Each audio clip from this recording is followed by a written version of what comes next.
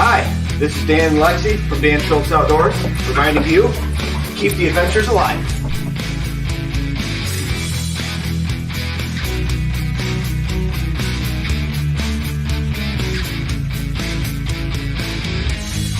Hey y'all, I'm Johnny. And I'm Colleen. And we're the Keel Quest. And we want you to keep the adventures alive. Cheers!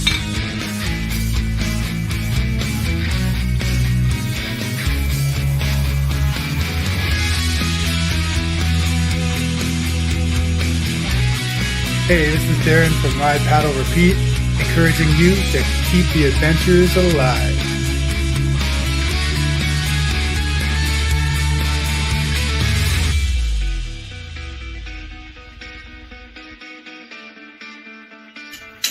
This is David from Beasley Ironworks saying keep the adventures alive.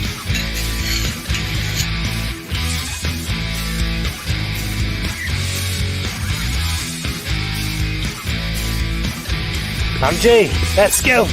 From Jay's Way, keep the adventures alive.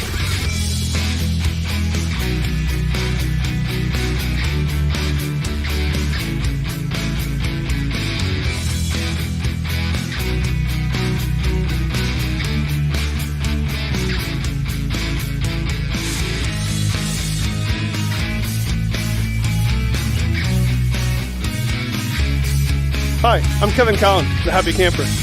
Remember, keep the adventures alive. Awesome!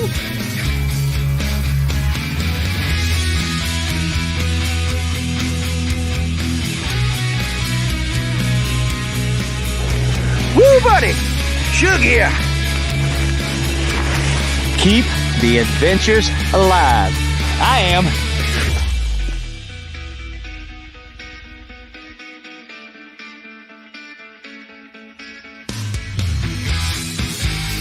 Ethan here, the Avid Outdoorsy Guy, reminding you to keep the adventures alive.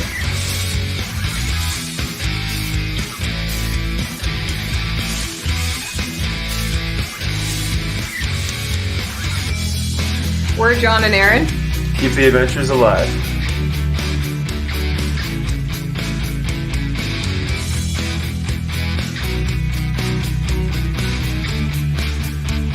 Hey everyone, it's Kylan from Lure of the North, and I encourage you to keep the adventures alive.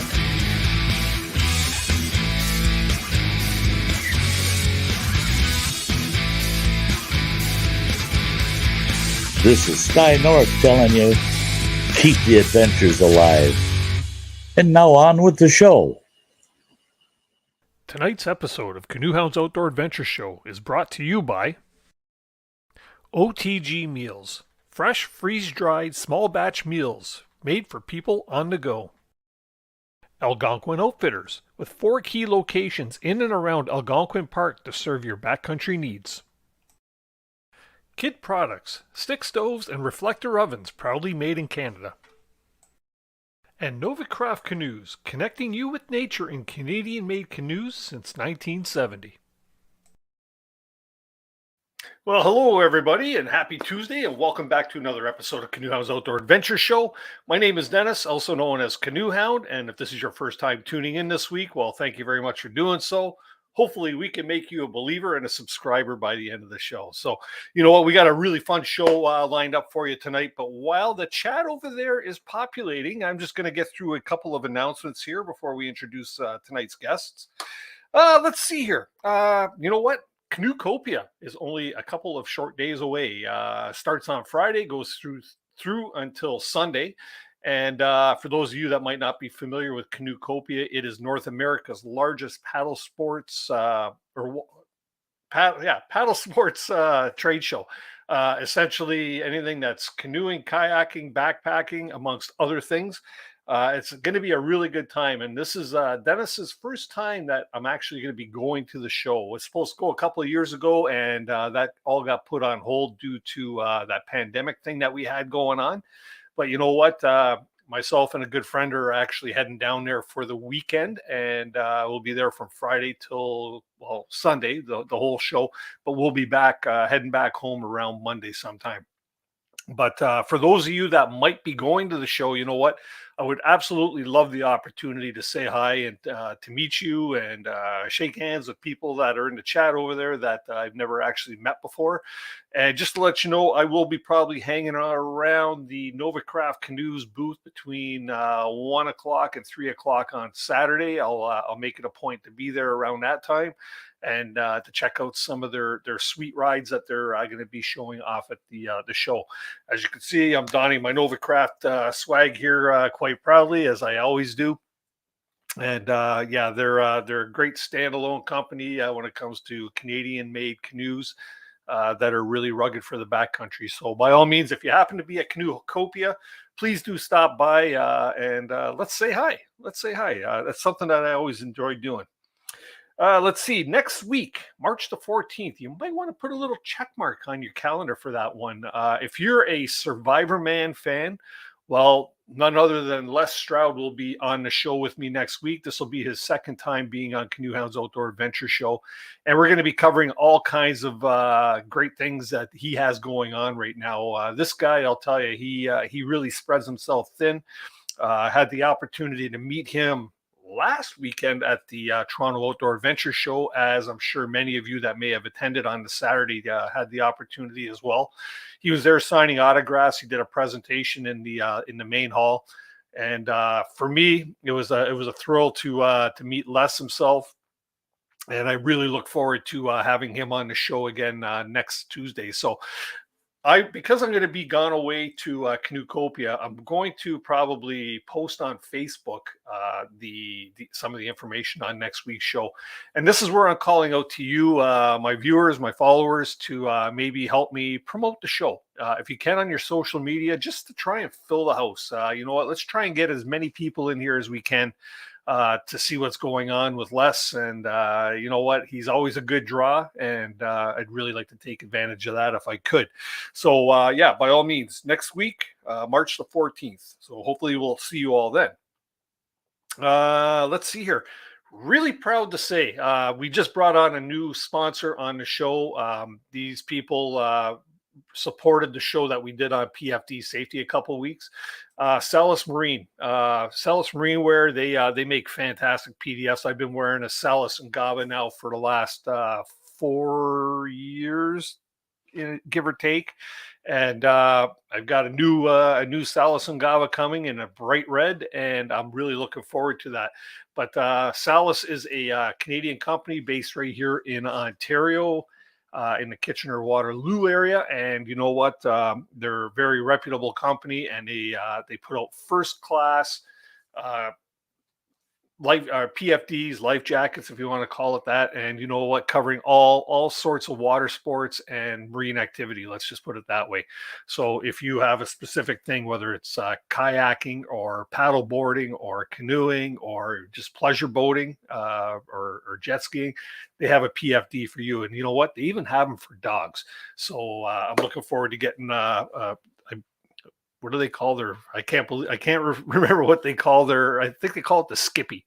But yeah, they have one for dogs, and I plan on getting one for Molly as well, because she has to be outfitted as well. She already wears a life jacket, not a Salis, but she does have one nonetheless.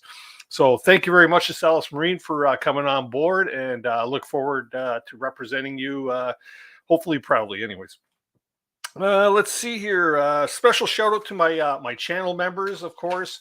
And those of you who have bought me a coffee over the past week, I got your names going across the bottom for thank you and recognition. Thank you very much for your ongoing support. Without your support, financially, this channel would not exist. Let's put it that way. So it's very important that that comes through. It helps offset all the costs of producing all of this, right? So thank you very much to everybody.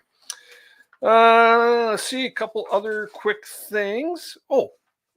For those of you that are in this community, and I'm sure everybody's familiar with Lost Lakes. John over at Lost Lakes sustained an injury to his knee.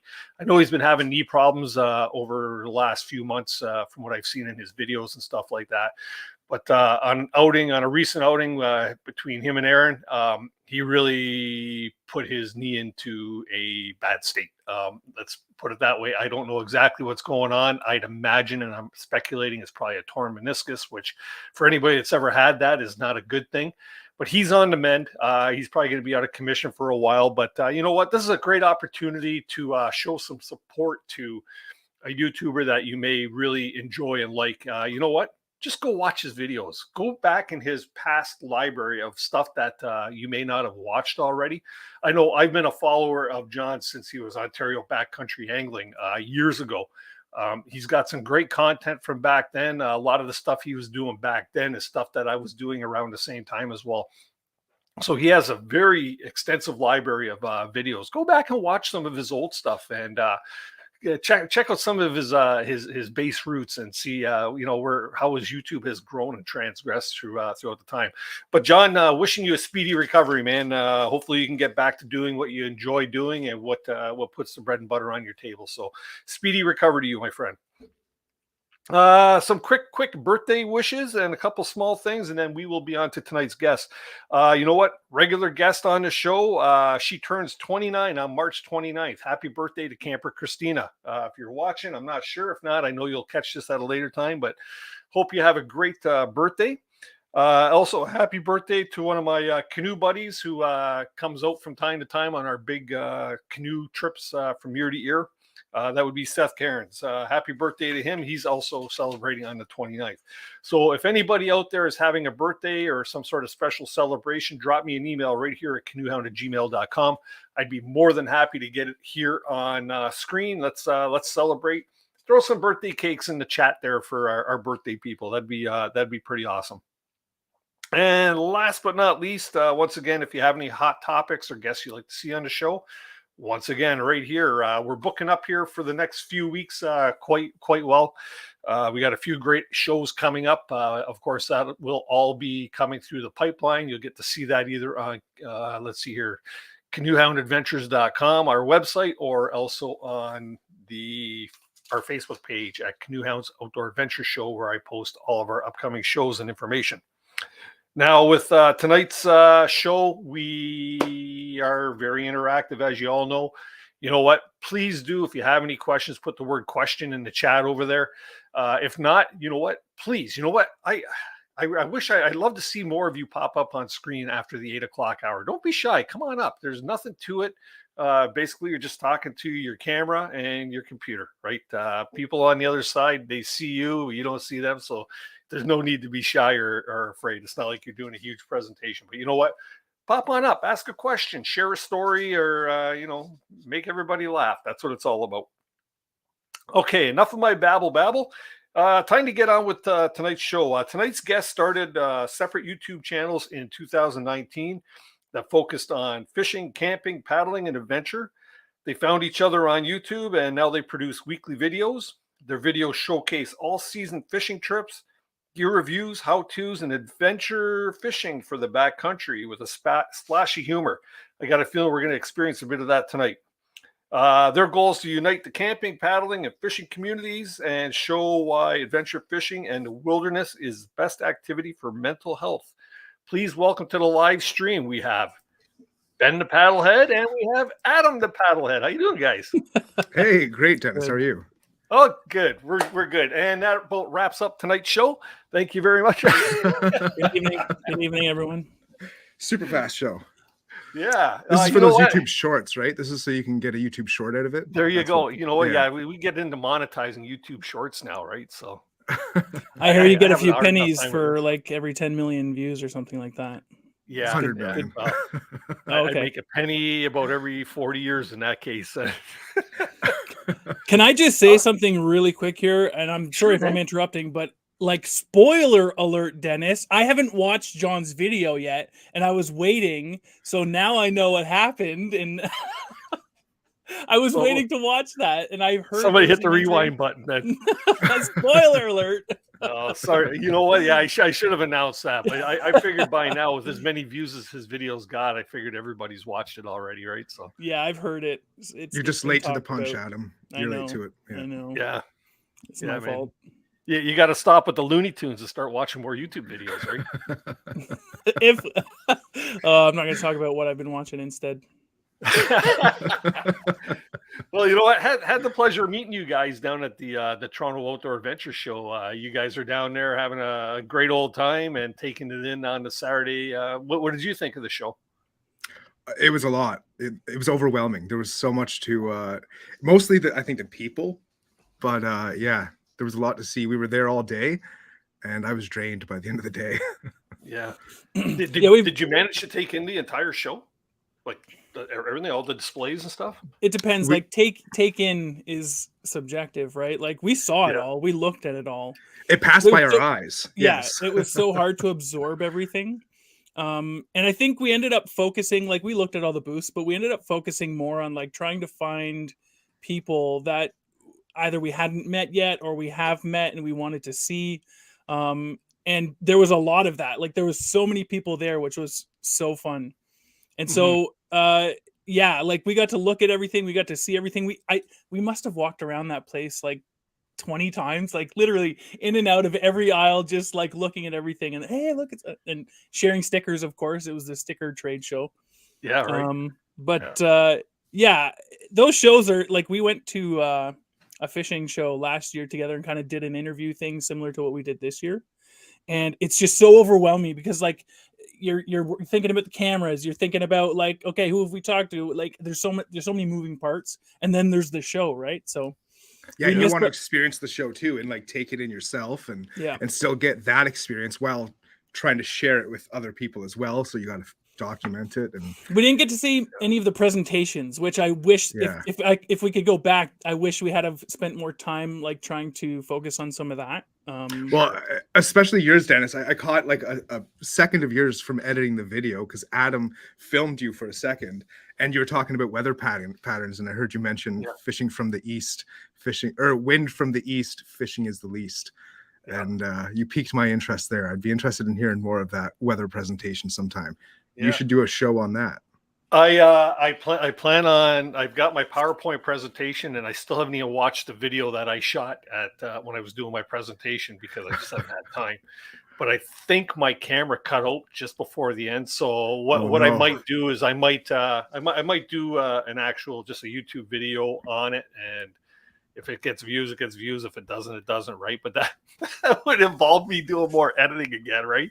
And we were talking about that in the green room there. It's just putting this together. I don't have time to put that together, right? So yeah.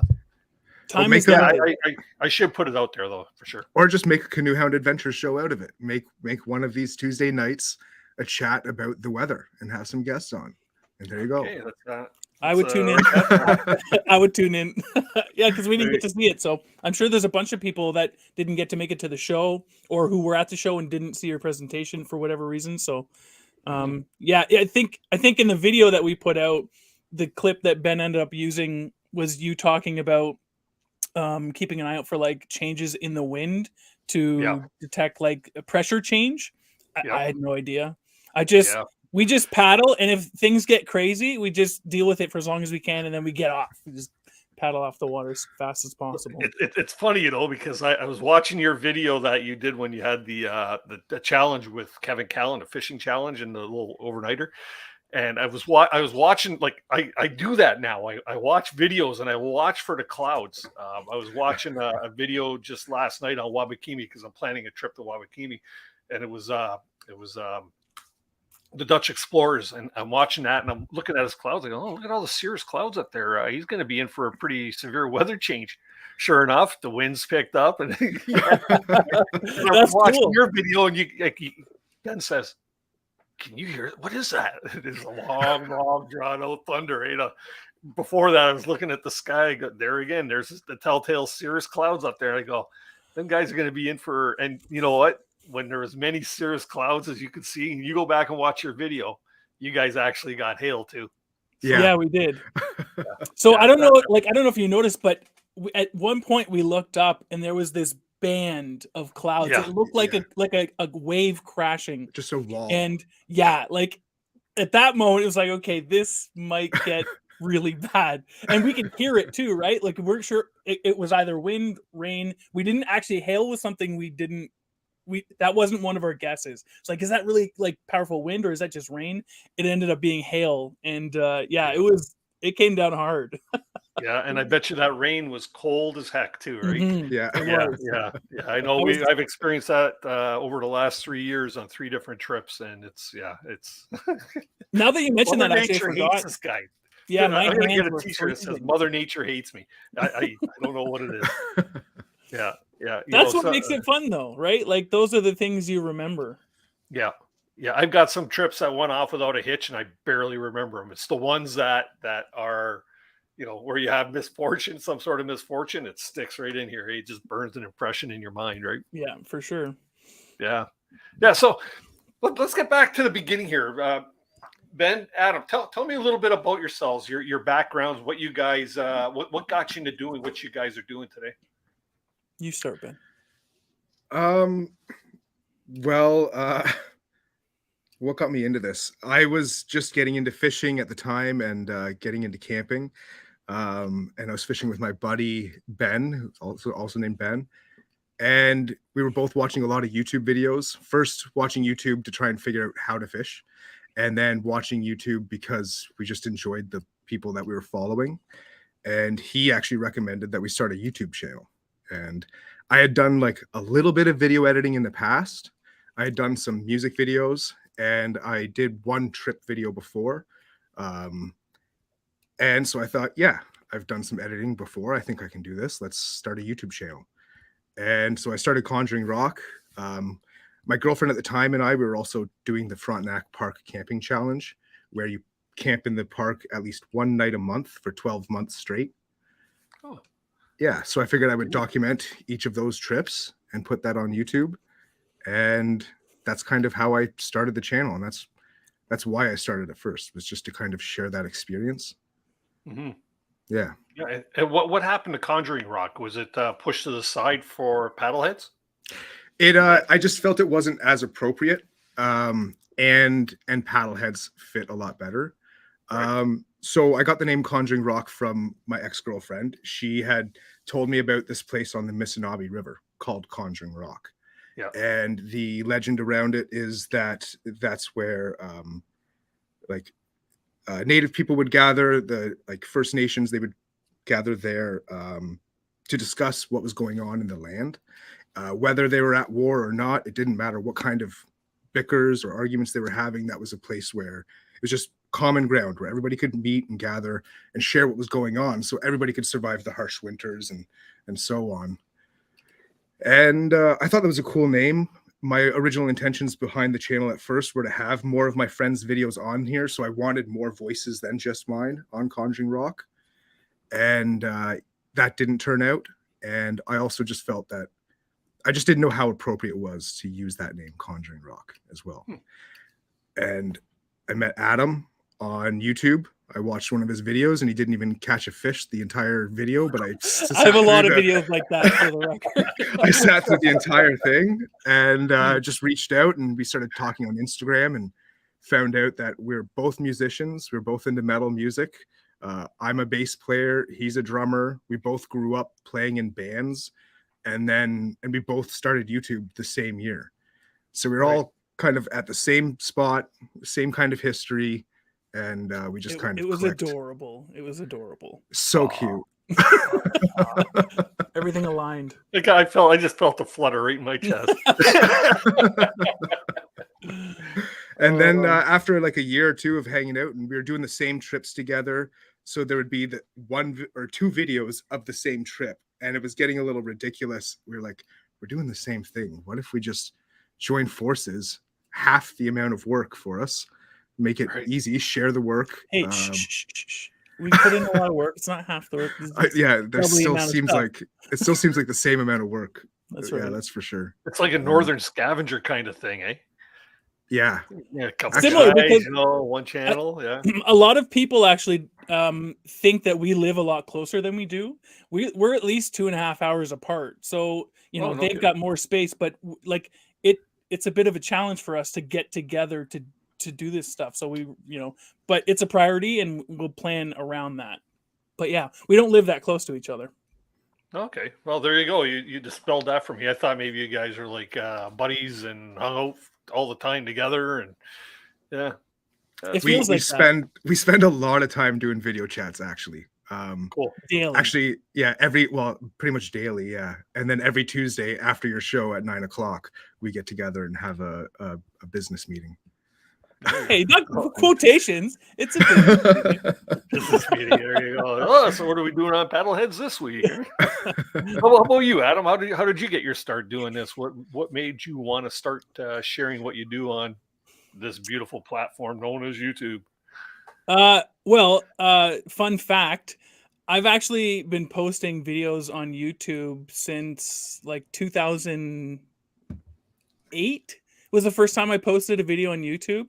It wasn't this, and I'm not going to go into what it was. Yeah,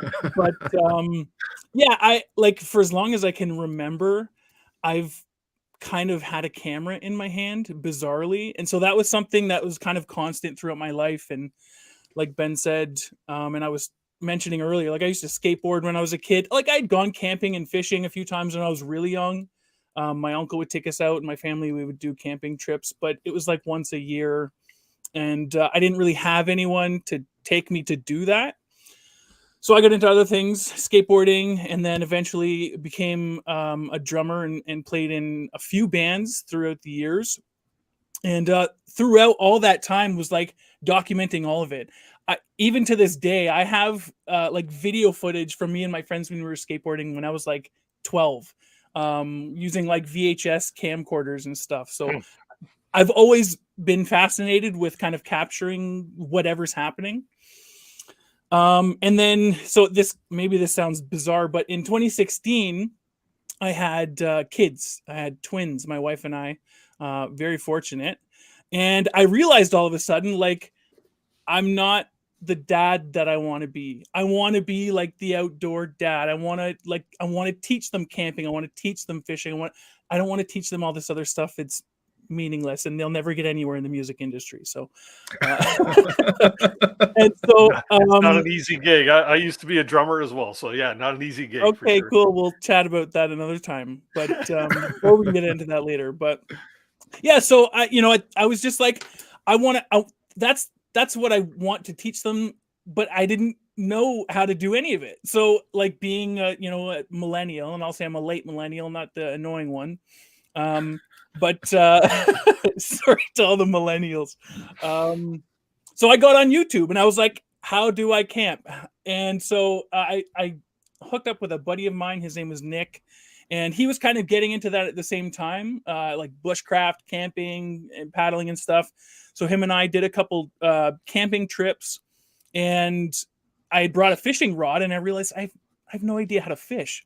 Like, I don't know. So again, YouTube, how to fish.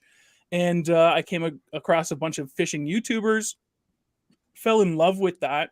And then I realized like fishing is the thing that I actually really love. And so it was kind of like, okay, I want to be a better dad. I realized I love fishing and camping and paddling. I've always loved video and photography. So it was just like, as a father with a full-time job, I don't have that much time. So let's take all of these things that I really love, squish them into one little ball, and then I can do them all at the same time. So I get to go out and camp and fish and make videos. And it was really just like born out of my need to want to create. Like I love doing it. Really is what it came down to. So yeah, I started Adam's Real Adventures. Funny enough, the same year that Ben started Conjuring Rock. And I made a bunch of really crappy videos for a long time. Not that the videos we're making now are, that much better, but I'll take that back. Actually, we're making much better videos now. You should go check them all out. You should. 100%. But yeah, it was kind of born out of a love for the thing. And then, as Ben said, we kind of met through YouTube, and yeah, we're here now with Paddleheads, which is, we're both really enjoying what we're doing, and it's fun for us. And we're constantly learning, and we're happy that we're at a place now where we can like kind of show other people what we've learned. And, our idea is like, we want to talk to people who are kind of in similar positions as we are, right? people who have work maybe and kids and all this other stuff going on, but like they like the outdoors, or maybe they like fishing, maybe they like camping, maybe they want to learn more about those things and try to get into it. And so that's kind of what one of the reasons we're doing what we're doing and why we're sharing what we're sharing. So how did that unification, how did you two get connected then? Like who called who? It's like, hey dude, you want to do a YouTube channel with me? He's like, who the hell are you? We had done a few collaborations already. So Adam's Real Adventures and Conjuring Rock, we had collaborated on a few videos. And like Ben said, it got to a point where we were literally like just making the same videos and having them on different channels. And so at first we started just like sharing footage. Okay, let's share footage. Maybe we can make something cooler. Okay, let's make like a part 1 on one channel and a part 2 on the other channel. And that was all fun, but it was almost like at the same time, both of us were just like, let's just do this together. Like what is it? Step Brothers. Are we best friends? Like it was that moment. Like it just, I don't know. It worked. Yeah. It worked out perfectly. Like it just was, the timing was right. We both felt the same way. And so it was kind of natural. And even when we weren't collaborating before, like every single video I put out, Adam would see it first. Adam would critique it. I would go back to the editing board, do more finishing touches on it. And same with Adam. We would always be critiquing each other's videos and trying to get better, and just trying to make them better. Mm-hmm. So cool. we'd always been working together. We knew that we could work together. So yeah. So now this has been going on for a couple of years. You guys, for the content that you're putting out, you should be up a little higher than we are, right? we had anybody that's in the chat over there that hasn't already gone over and crushed their subscribe button, please do, because you know what, it's great entertainment. You guys, you teach a lot, but you're also very entertaining in the way that you're doing it. So that's cool. That's kind of the goal, and thank you for that. Yeah, as we kind of were saying, we've learned a lot. We have a lot to share, but at the end of the day, like it's fun for us, right? And we want to let people know that like this, although it can be serious, there's a lot of safety and risk and things you have to know and understand in order to do the kind of stuff we're doing. And it goes even beyond that. But it's supposed to be fun too, right? And so yeah, we like to we like to be goofy. We like to be silly. We like to have fun. But cool. Yeah. So tell us about the channel then. What is your channel? What's it about? What's the entire premise? Because Paddleheads would indicate that you guys are paddlers, but the channel goes a little deeper than that. For sure. We go by the term adventure fishing. We just like camping and fishing. We just combine the two and try and do as much of that as possible. Our channel is mainly focused around fishing. That's usually the point of a trip. When we're going out on a trip, it's for the fishing. It's to chase a certain species. It's to try and chase a certain meal, or Laker tacos. Yeah, like Laker tacos. So there's usually an objective behind it, and it's not about trying to do the biggest trip, the longest trip, the craziest portages, the historic trips, nothing like that. It's just about us trying to get out there on our weekends when we can, just on a few days off, and catch some fish. Mm-hmm. We like to push boundaries. I mean, we've done a few tough trips. Nothing, we're not doing Voyager type trips. We're not going for weeks at a time, or even like Ben and I, I'm so grateful for this, but like we're on the same page. Is like distance and is not so important to us. Like we don't care that we didn't go 100 kilometers in a weekend. It's much less about that. We really like to we like to trip slowly. It's about the fishing. It's about the scenery. And in some ways, it's kind of like a vacation for us. We both have full-time jobs. I've got kids and a wife.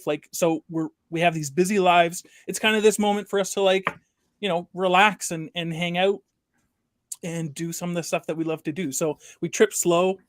And, but yeah, like Ben was saying, it really comes down to the fishing. That's our priority. And, but that, we love the camping and the paddling, and even the filmmaking, like the camera stuff as well. Like we love that just as much. It's just as much a part of it. Sure. I agree with that too, full heartedly. It's not always about the distance. Like it's nice to get those long distance trips in so you could take in as much as you can, but that's great if you got a few layover days and you could take your time, doing them bigger trips. But some of my favorite trips have actually been these trips where, like, just going to Naganosh for a weekend, or one of my favorite places up around Tilden Lake, where you paddle in, you're in about 15, 20 kilometers, you base camp and you go fishing and you go out exploring and stuff like that. So it's about the quality of the area exploring the area that you're in, right? So you get that opportunity it's more relaxing to be able to do it that way, right? Yeah, for sure. Yeah. So let's talk about who inspires you guys. Like there's a lot of YouTubers, there's a lot of outdoor personalities, both young and old. Who inspires you guys to do what you're actually doing?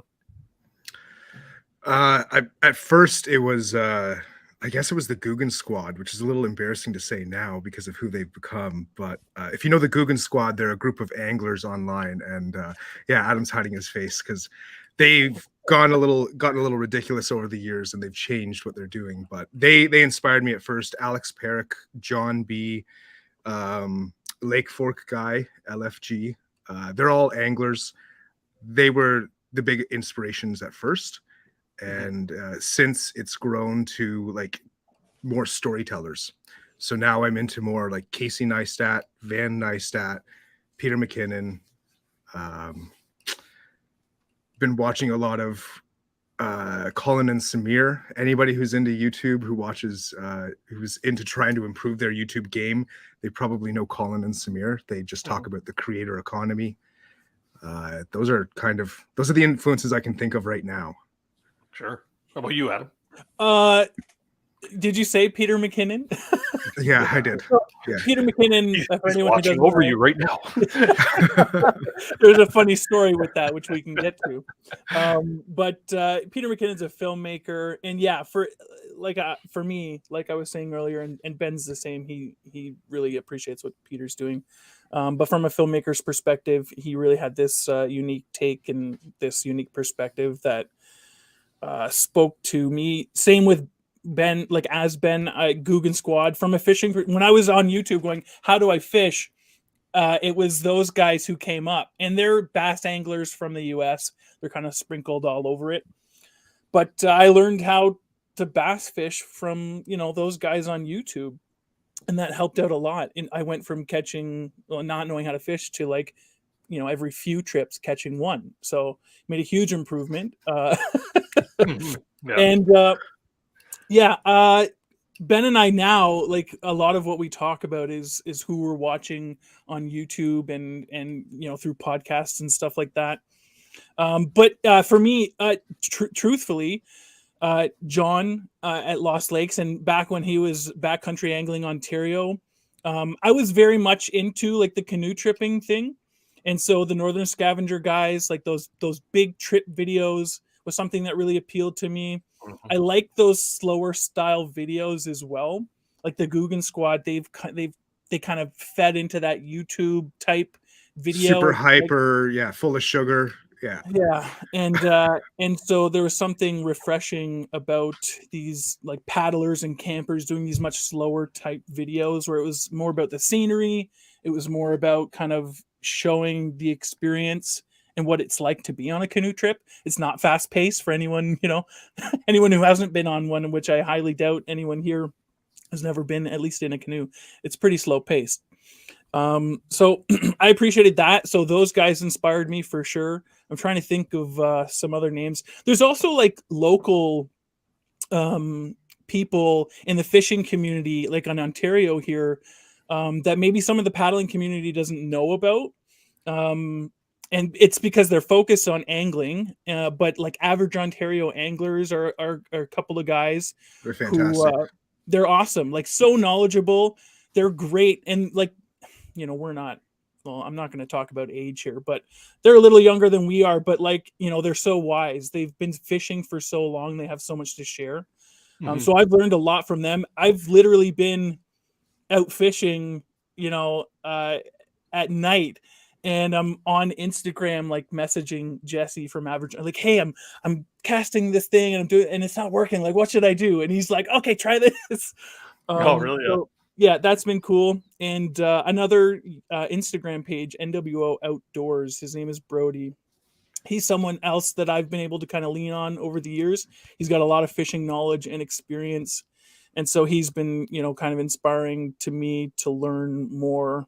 But like, it's nice to have people in the community and locally to be able to draw inspiration from as well, which I appreciate. The paddling and fishing communities are vibrant in Ontario. So there's so much out there. There's so much to learn from. You don't need to look far.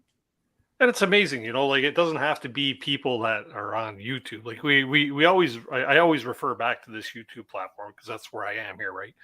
But yeah, there's so many people out there that are out of the limelight, as you say, that they might not be professionals per se, but they know their stuff and they're more than happy to share it with you, and that's a good thing,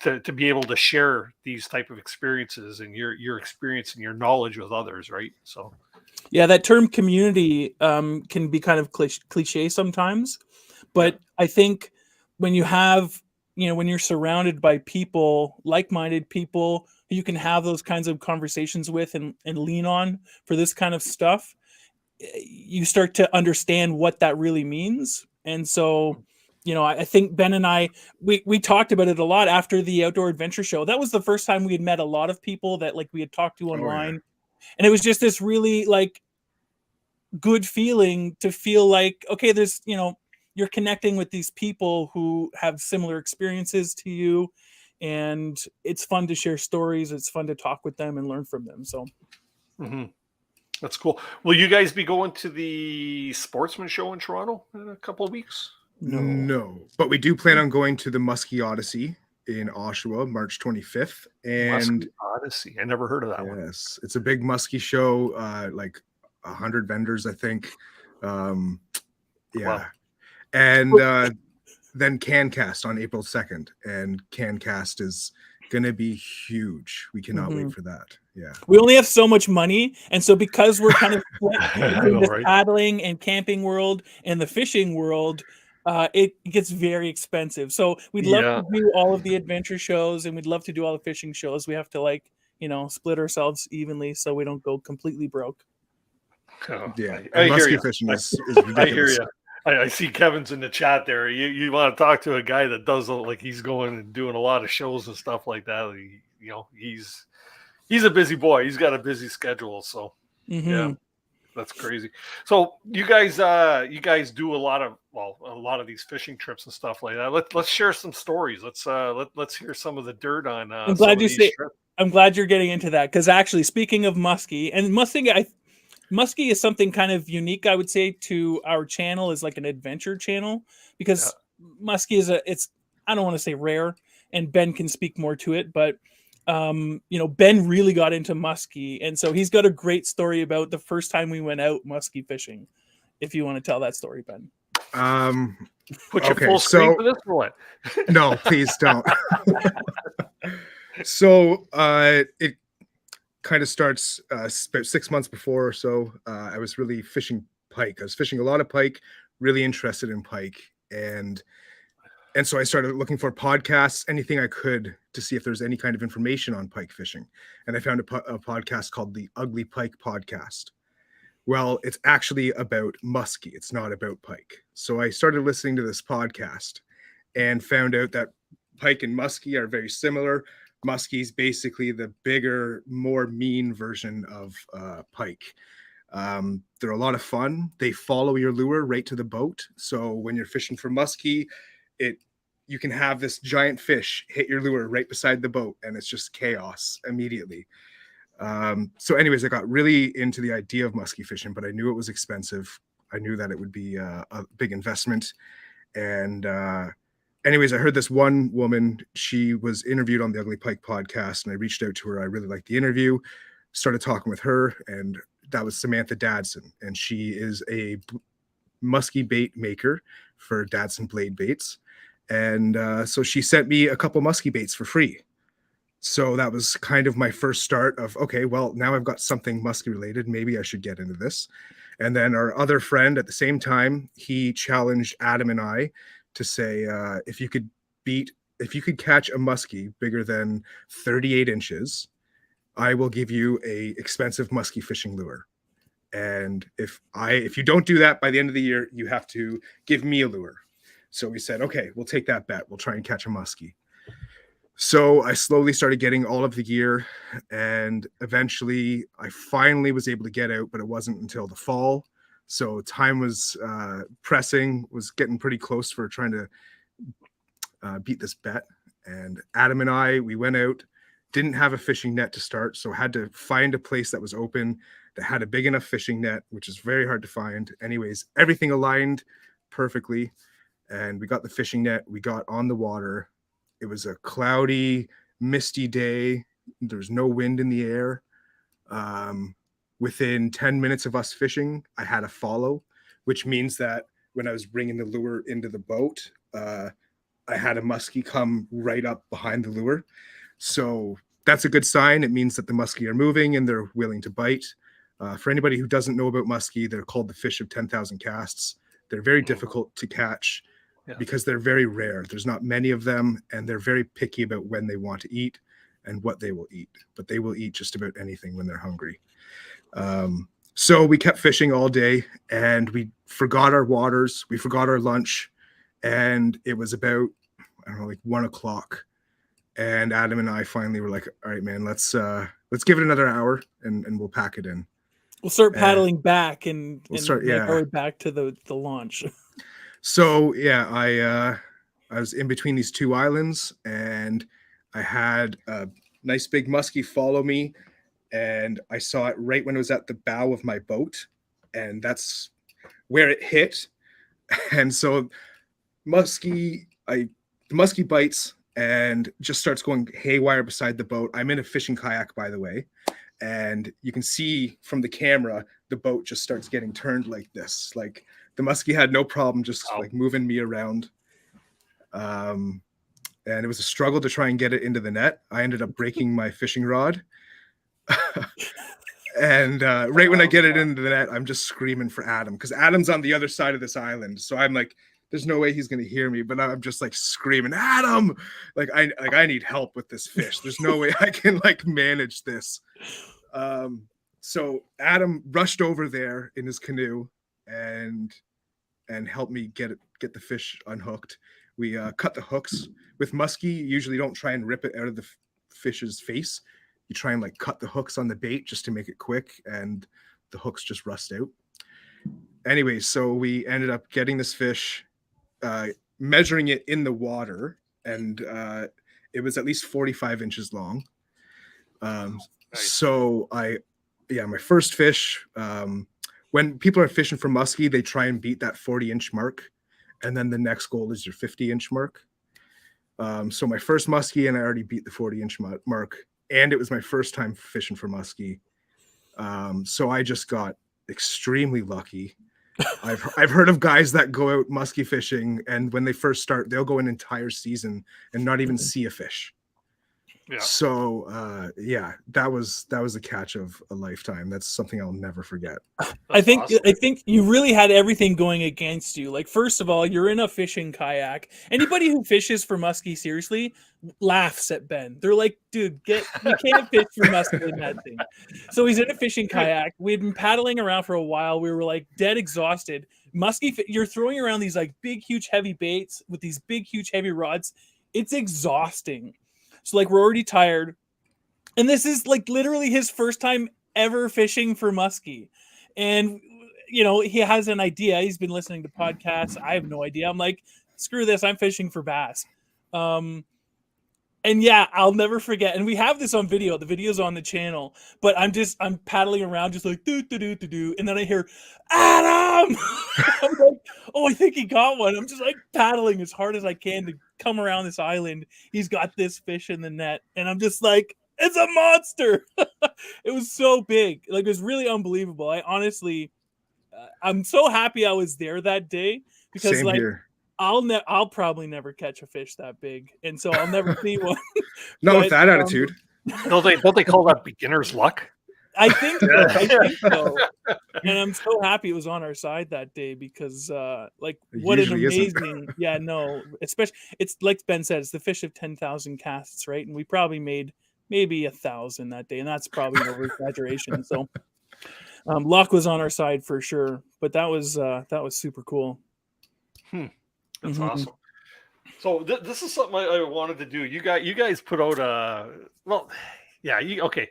Well, we'll do this now, but we'll get back into some more of these fishing stories probably after the break. But you guys were wandering around the Outdoor Adventure Show, and you're asking everybody all these questions. I think you called it this and that, right? Yes.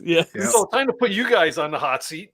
And oh no, we're going to use the same questions that you guys are using at the show. Nice. So hopefully Nice. you guys, you were asking everybody else, and we didn't get to hear your take on it. And everybody in the chat over there, well, not everybody, but quite a few people are asking these same questions. So I want the answers from both of you guys. Okay, so this and that, canoe or kayak? This is where we disagree. Kayak. I'm all canoe. All canoe. All right. Canoe or kayak. Yeah, all kayak. Okay, canoe and kayak. Okay. Bait caster or spinning reel? Bait caster. I love a spinning reel. Yeah. Those bait casters are hard to figure out at first, eh? They can be, yeah. They're a lot of fun. Once you get it dialed in, you have so much control though, and they're incredible. Yeah. I compare it to driving a manual transmission. It takes a little bit more to get used to, but once you do, it's just so much more fun. But the reason I say spinning, just for the record, is because there's no sound on the drag with a bait caster reel. And when you get a big fish on a spinning reel and it's like one of those aluminum spools and you just hear ting, ting, ting, ting, ting as that fish is pulling off line. Oh my gosh. There's no nice sound. There's no better sound. And you don't get that with a bait caster. So no, bait caster drag is clunky and gross. Yeah, I'm one of them guys with my spinning rod there, or my spinner. I like that back. I want to hear that. Exactly. Makes it sound like a bigger fish, right? Yeah. Plastics or live bait? Plastics for sure. Yeah. Okay. And you guys like using the drop shot setup for bass and stuff? Sometimes, yeah, that's a really great one when the fish are super deep or hanging close to bottom.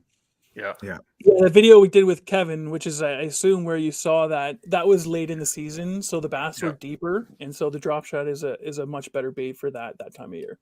Very cool. Largemouth or smallmouth? Smallies. Largemouth. Really?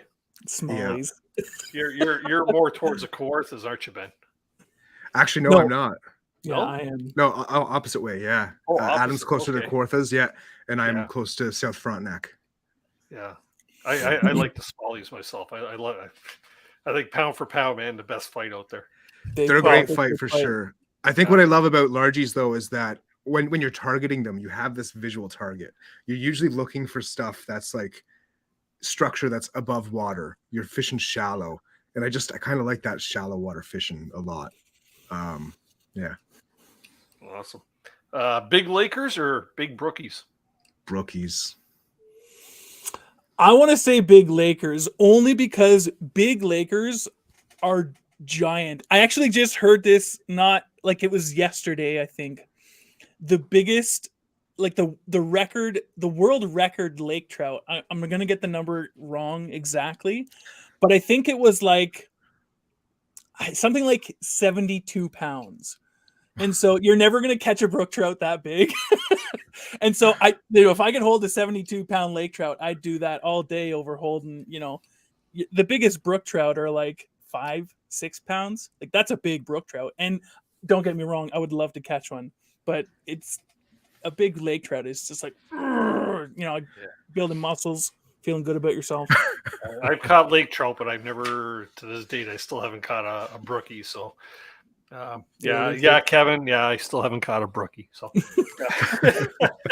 he always gives me the gears about that one. Tent or hammock? Tent. Hammock. Adam, I'm going to tell you this. I'm going to tell you one time. Let's not share the word about hammocks. Everybody, you're going to hate hammocks. Because I'll tell you what happened to me. I kept telling my buddies, and now I got to fight for hammock spots. It used to be, everybody gets out of the canoe and does the mad dash trying to find the flattest spot on the campsite for the tents, right? And I got to a point, it's like, you guys go ahead, man. I'm just going to hang back and I'll just find a spot to hang my hammock, right? Like, Dennis, this is the thing. This is the thing with hammocks. It's like, you don't need a tent spot. You just need 2 trees. It's like, sorry. I said too much. Hammocks are horrible, everybody. Yeah.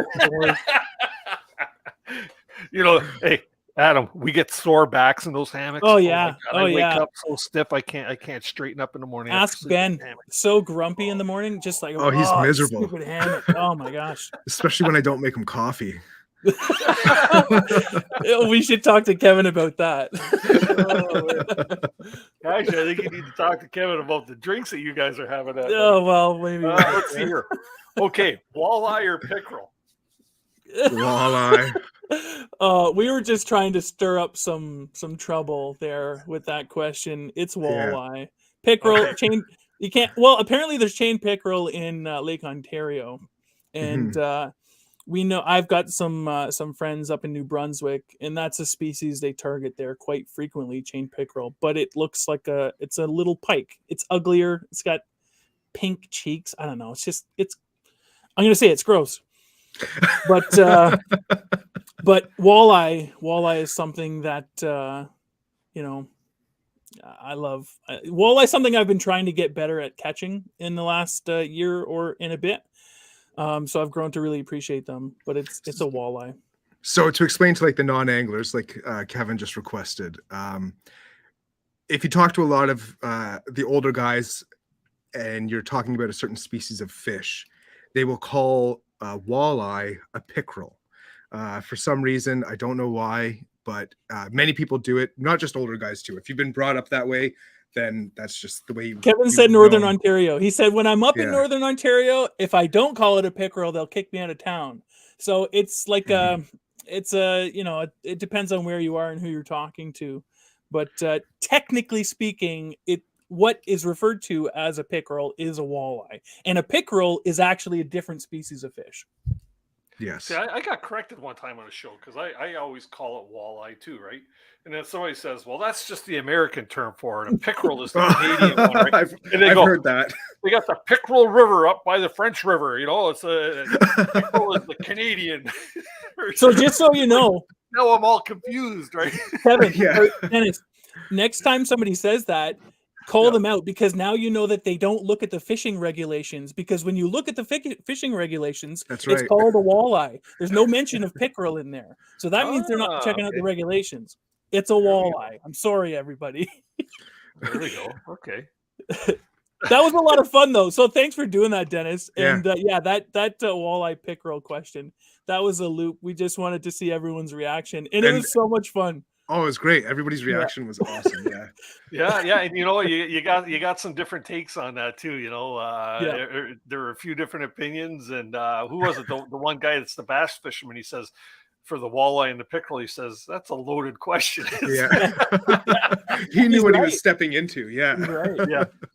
No, that's cool. No, I enjoyed that you guys did that. And then who was it? You, Adam? You started talking into the question instead of the. Okay, so yeah, exactly. We had a question phone and we had a microphone. So funny, quick little story about that. Ben and I, we have these cameras. I've got it here. This is what we used to film on trip. And so Ben, we had talked that morning or the day before, and he was going to bring all the camera gear. So, I'm putting my stuff together the night before. I'm like, I don't need it, but I'll throw a GoPro in my backpack just in case. And so the next morning, we get to the adventure show, and Ben pulls into the parking lot, and he's like, I forgot my backpack. All his cameras, we had a bunch of stuff for giveaways, like all this stuff he had and he's out in Kingston, so it's like 2.5, 3 hours away. And so we ended up like having to struggle through the day. We had our cell phones. Luckily I'd brought a GoPro, But yeah, so that's why we ended up having the phones and doing it that way. It just it turned out, it was all right. The video came together anyways, and it was fun, and I think that's what mattered most. Yeah, and you got to. I'm not sure you actually everybody knew who you guys were, but they did by the time you were finished your little explanation or your little this and that, right? So yeah, that's all right, man. No. Yeah, that so was awesome. Let's see here. Let's get. Well, you know what? We're at about almost the 8 o'clock break. You know what? Let's take our quick little commercial break here. A chance to empty out, refill, and whatever. And when we get back, we'll talk about some more fishing stories. We'll share a link here to get some people up here on panel, and we'll continue the fun. What do you think? Awesome. Sounds great. Awesome. All righty. So let's hit this.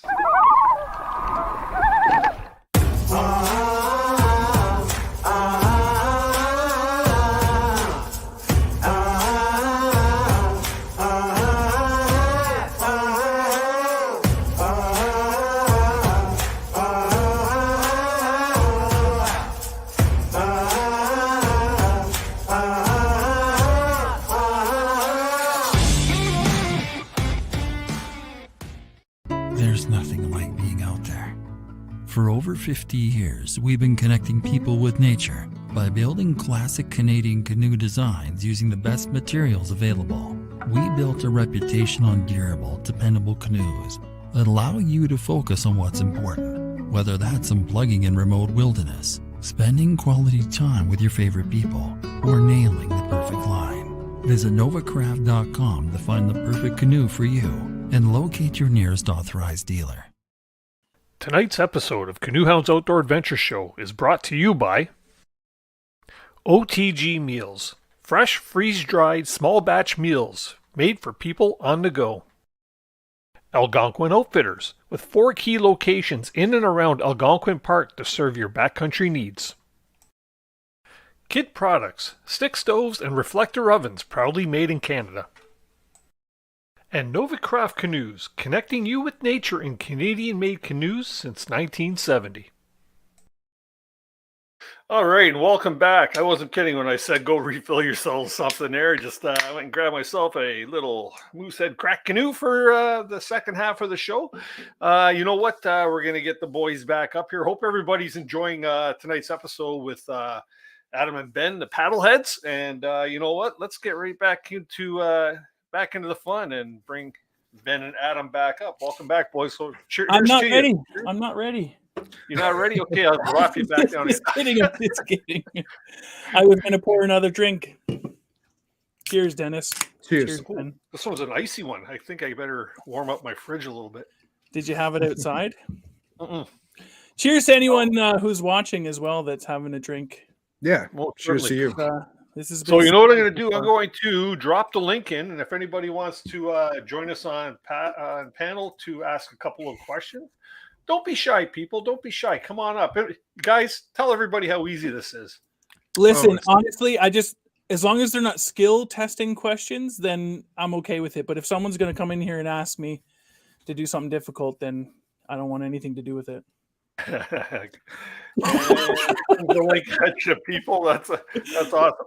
Okay, so tonight we're gonna do a swag giveaway. It's not going to be a huge one, but you know what? It's going to be one nonetheless.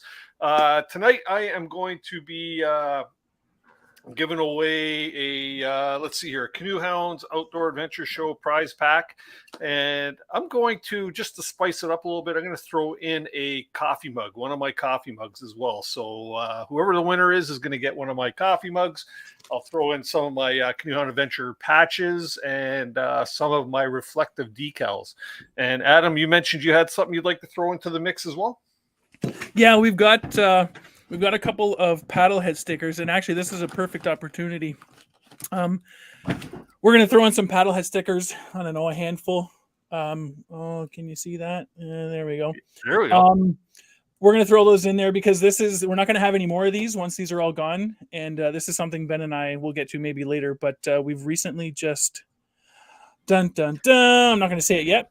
But these stickers won't exist for much longer. So, come on, man! I think you're halfway there now. I'm halfway, all right.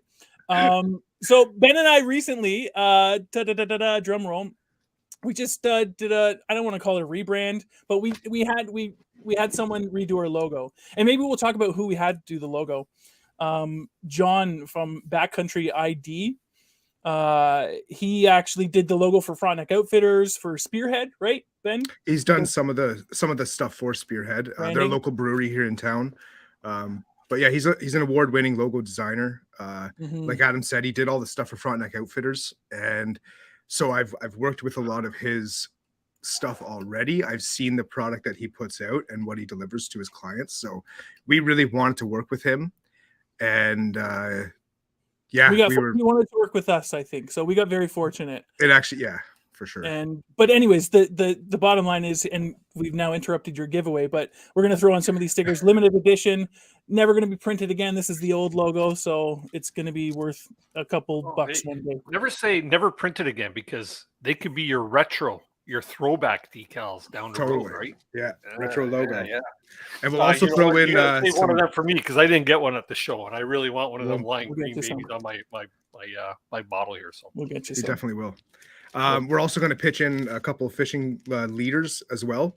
There's a metal leader in here, so if you're fishing for bass in a lake with pike, that's excellent. And there's also some heavy-duty fluorocarbon leaders in there if you're fishing for anything with huge teeth. 100-pound fluorocarbon, super thick, tied, crimped, and glued. Stealth tackle leaders, they're amazing. So we'll throw those in too. Clearly the leader. Awesome. Yeah, they're great for pike.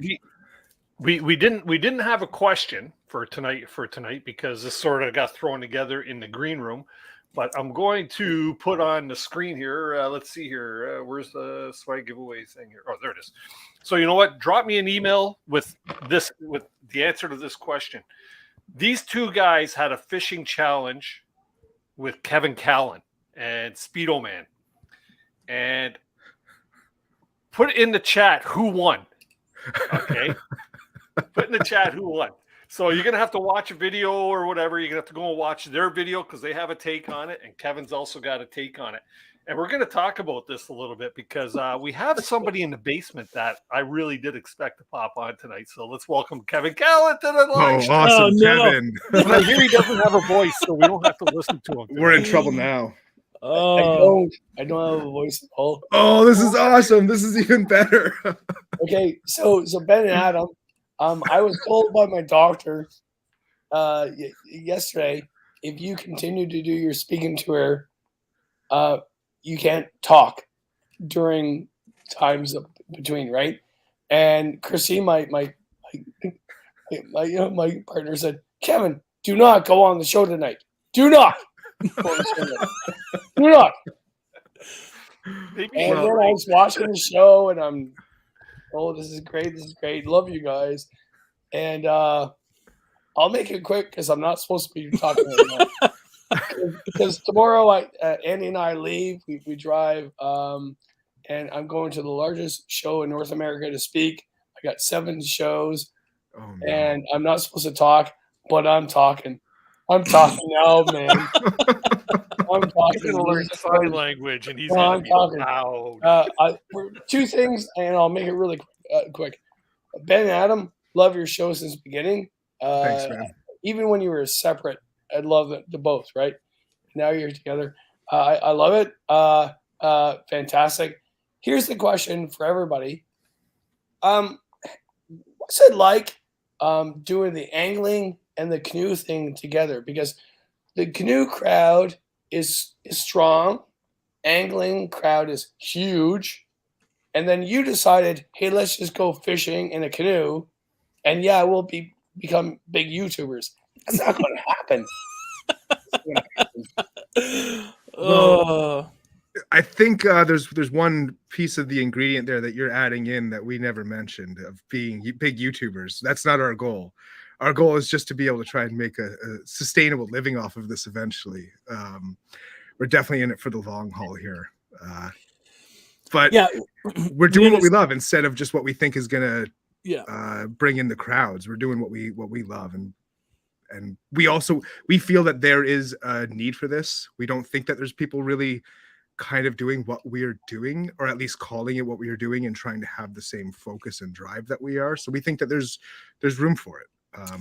I'm glad you brought this up, Kevin. So I think, like, we talked about it when we went camping and we sat around the fire, and you said, paddlers who trip and fish are uncommon or rare, or whatever it is.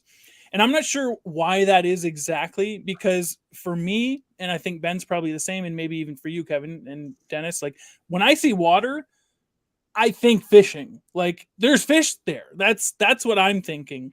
And so, I wonder why people who spend so much time on the water, paddlers and campers, don't fish more. Ben and I have some ideas of why. Maybe you do as well. But some of it is like, it's a pain in the butt to bring a fishing rod, never mind 2 or 3 like Ben and I do sometimes on a fishing trip. Then you've got the lures, the weights, the plastics, the net, the net, the fishing line. Like, there's a whole bunch more gear, and so many people who like trip have this, they want to like try and pare down, like, let's bring as little as possible. And so something that Ben and we really want to try and do is show people, like, you don't have to bring a ton of stuff. Like, usually people bring way more fishing than they need. And maybe, Kevin, you might suggest that Ben and I do the same. We got the tackle boxes and the fish finders and all the rods. And so, but, that's what we like to do, right? So we bring all that stuff and we're okay with that. But we want to show people that, like, fishing offers an opportunity when you're on a trip that can really make the experience better. Like, you're interacting with nature. Fish are beautiful creatures. And you get to experience this thing that when you're just tripping, you don't get to experience. So it's just like this added bonus on like an already great thing. And so our goal ultimately is to like show people, we want to show the campers and the paddlers who gave up on fishing because it was just too much work, that like, you can do this easily. It doesn't have to be difficult. It doesn't have to be a burden, and just add this like extra level of enjoyment to the trip. Some people just don't like fishing, and that's fine. They can continue paddling and camping, whatever. But we think that it just adds a little bit more to that experience, and it's worth it for us, like 100%. And we know there's other people out there that feel that way. You feel that way. And, we know other people who camp and fish and paddle. So, we're trying to talk to those people. Like, hey, look, this can be done easily. And it could be a lot of fun. A lot of fun. And the places that we're tripping into, it can hold some very beautiful and very big fish that other people are not fishing for. Mm-hmm. And you can get some amazing fishing experiences that you will not be able to get from your local watering hole. You're already going to these amazing places. Why not bring a rod and dip a line, see what's in there?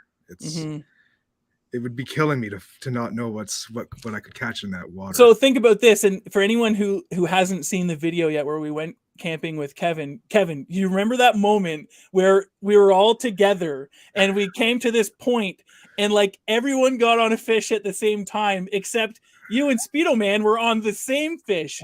Yeah, and it was tangled up. It was literally you guys caught the same fish, and it was just like they tried to counter this too. Yeah, exactly. Yeah. It was just this chaotic moment where all of us were like howling in laughter, and like, not that you can't have fun without fishing, but it's just like those moments, I'll never forget that, right? And so it's one of those extra little things you can add on to a trip that just makes it that much more memorable. Yeah. It was amazing. It was amazing. First of all, the concept, how it happened. I went to 4 lakes trying to figure out the lake who had been to, and I finally figured out because the birch tree behind Ben's head. Don't listen. I pushed that birch tree over. It was dead and rotted. The top of it was gone. It's not there anymore. Oh my God. It's so obsessive because everybody knows me. People that know me know that I could identify a lake by the rock. I know that rock. Right? I went to 4 lakes with Speedo Man trying to figure out the lake that you guys were paddling on. I knew the freaking road you were on. I knew the road. I didn't know the lake, right? And then I saw the birch tree. I was like, oh. And then we went to the lake, and the whole contest happened. It was such a great adventure. Such a great story. Kevin, tell everybody what lake this is. That's Bob Lake. And to the left, I think I lost my virginity. Is that left? Is that east or west? Is that both? Okay. All right. Oh wow, one of those nights. It was one of those minutes. Anyway,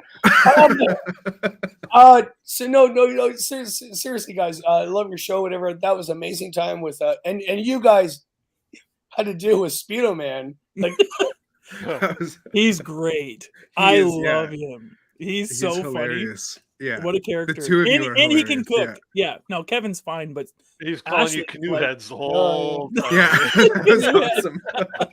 I didn't want to correct him either. I was like, oh, that's awesome. I'll take it. Oh no, he's really good. But here's the thing too, Adam, you are the angler because we were doing all the chores. Because we had to make a bush camp. There was no camp. We had to make a camp, and we were all doing all the work. But what is Adam doing? Casting. I went up to him. I said, "Hey, we're doing all the work back here," and he goes, "It's a fishing contest. Go to him." Yeah, it's not a camping contest. In that respect, it's a fishing contest. Yeah. So how would you characterize a canoe person that fishes compared to someone that fishes off a boat? An adventure angler. What's the difference? Is there a difference? I mean, sure, you could get into like the minor details about what that is. I think as long as you're doing something that you really enjoy and that you love, then that's okay. For us and for anyone else who likes to fish on a trip or backcountry lakes, and instead of getting on a big boat, like for me, and I think Ben is the same, and maybe I don't like I paddle a canoe. I can't afford a boat. I don't like being on big lakes where there's guys with 250 horsepower motors flying past me. I'm just not interested in that. It's not good for paddling. It's not good for fishing. And those lakes are normally like hit really hard. They're really pressured, especially where I live. Like I'm in the northern end of the Kawartha Lakes. There's so many fishing tournaments that happen around me. So those big lakes with those big boats, it's not good fishing. I don't want to fish there. And so I would say that, the difference probably between like someone in a boat and like myself or someone in a canoe is maybe money. Maybe the person in the canoe can't afford one of those big boats. And I don't know. I don't know what the difference is. Again, I think if you're doing what you love, Ben's going to take over here because I'm probably just going down a rabbit hole. But if you're doing what you love, then it doesn't really matter. There's not all that much different, but... Well, I think you basically nailed it there. Like it's desire. I think it just comes down to desire. Like one guy wants to fish with the least amount of effort as possible, just wants to get on the lake and cast a line. That's the guy in the boat that just backs into the lake and fishes that lake for the day. He just wants to fish. That's all he wants is a nice relaxing day. For guys in a canoe, I think maybe they just want a little bit more out of their trip. They aren't happy just casting a line. They want to go to a beautiful place to cast a line, or they want to go that extra mile, or they just want that peace and calm travel of a canoe, that nice calm quiet. I know when I was fishing with my dad out of the canoe, he would always praise the canoe because it could get up way shallower than most boats. We could go into these nice shallow bays and fish for largemouth where the motorboats couldn't get to. You could see them trying. Yeah, and quietly too, without spooking all the fish. Because when you're in super shallow water, noise does spook fish. So it does matter. So yeah, for that reason too, maybe that's why you would go to a canoe. Because I know there are guys that I've talked to, like muskie anglers, that prefer a boat. But if they're chasing a certain fish in a certain spot, they will get into a canoe for that fish. So I think it's just desire of what you want to do and how you want to get it done, how much effort you want to put in. That was a much better answer. Dennis, can you go back and delete what I said and just put Ben's response there? That was a better response. Everybody hold 1 second. Yeah. So that leads to my last question. And I got to go because I'm not supposed to be talking right now. Yeah, man. So here's the question. Who is better more attractive. Wait. More sexual. more angling ability, like more casting ability. Is it Ben or Adam? You're asking two different questions. Who's the better angler and who's the more attractive person? No, Ben is the better angler. I'm the more attractive person. It's that simple. I'll take that. If someone is sexual, they're better. They're a good angler. If someone's sexual, they're a better angler. I would. Where are you getting this information from, Kevin? Like, I'm what? really ill right now. I'm not making no sense. I'm on medication. Where's the lineup of people to hook up with anglers? I've never heard of that. Okay, who would you hammock with, or who would you go in a tent with? Would it be Ben or Adam? Speedo Man. Well, in the I'll tell you this. That's a different kind of hammock. That is. Adam snores if that helps you make a decision. Oh, he does. He snores bad. Yeah. No, but Ben, you do as well. Sorry, I had a few drinks that night. No. We said before, and wait a minute. Who rolled down the hill? Was it you or I? I rolled down the hill that night. I think you get the medal for distance. I think you did the most distance down the hill. Did. Yeah. Ben tumbled backwards and just laid flat. You tumbled down the hill and did a bit of a little spin there. Yeah. We had a good night. Yep. Yeah, we did. So Kevin, I know you got to take off, but you said you're leaving for Canoecopia tomorrow? Yeah, Andy and I are going tomorrow because he's at the show. So, so instead of flying, I said, "Hey, I'll go with you." And then he did say, "Sorry," he said, "I'll wear a nurse's outfit and drive, and I'm gonna take care of myself for the next 2 days, trying to get rid of this." So yeah, I'm getting old, man. I'm on a speaking tour, and this is show 5 of 26. So God help us all. I mean, you know what? It's all Ben's fault, really. I'm really curious. Actually, I have a question for you, Kevin. Didn't you just come from the Quiet Adventures show? Like, how did you lose your voice? Shh. You're supposed to be quiet. That was so quiet because Kevin was there. Was that another one of those Cliff Jacobson debates? Oh my Lord! You know what? I was fine until then, and you know what? I wasn't even in the debate. It was Sean and him going back and forth. But it all had to do with I was laughing so much. I literally was laughing so much. I woke up in the morning and I had this, and I actually went to the doctor. I have no COVID. I'm fine. Nobody's catching anything from me, but I just lost my voice because I was laughing so much. To watch, Cliff is a master, right? And he's very, and I know that. I knew that for years. Him and I are being friends for years. We debate. He's right. I'm wrong. But I'll debate all night until in the morning. Scotch after Scotch. But then Sean. Like he was the virgin. See, Sean's like, well, pal already. I'm going to debate with Cliff. Good luck to you, man. Holy Trump! No, it was hilarious. Just to watch that because Sean goes, I just love the feeling of a wooden paddle. You just love it. Which actually, to be quite honest, I agree with Sean. I'll just say right now, Sean was right. No way, Cliff was right because he's an expert. He knows so much. He's so skilled at what he's talking about. Can you fill us in here, Kevin? Like, what are you talking about? What was the debate? I missed this. Oh, bench shaft, straight shaft, paddling, and the canoe itself, or the paddle. Oh, you son of a jeez! I said, pow, pow, pow, wham, wham, hey, wham. Zip. Wait.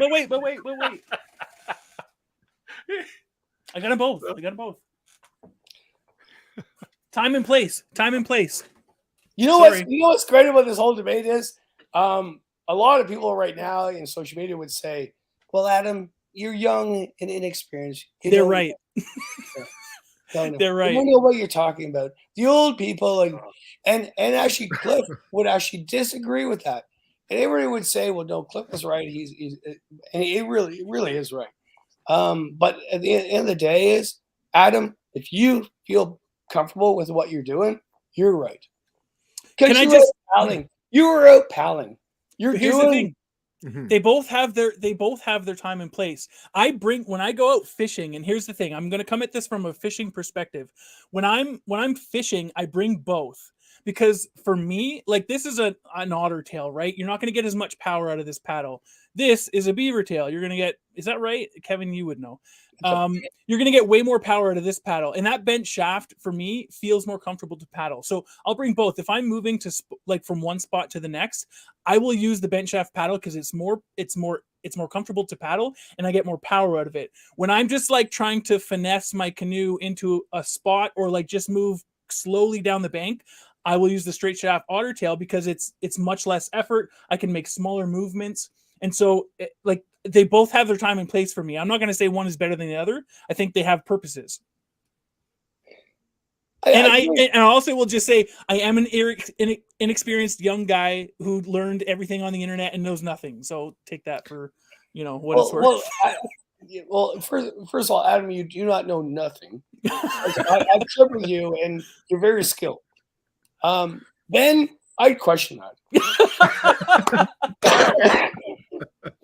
When Ben put line in the water so the bass die and come up with us, that's not right. You can't win a contest. He did do that. He did do that. Actually, no, I'm joking. Ben is right.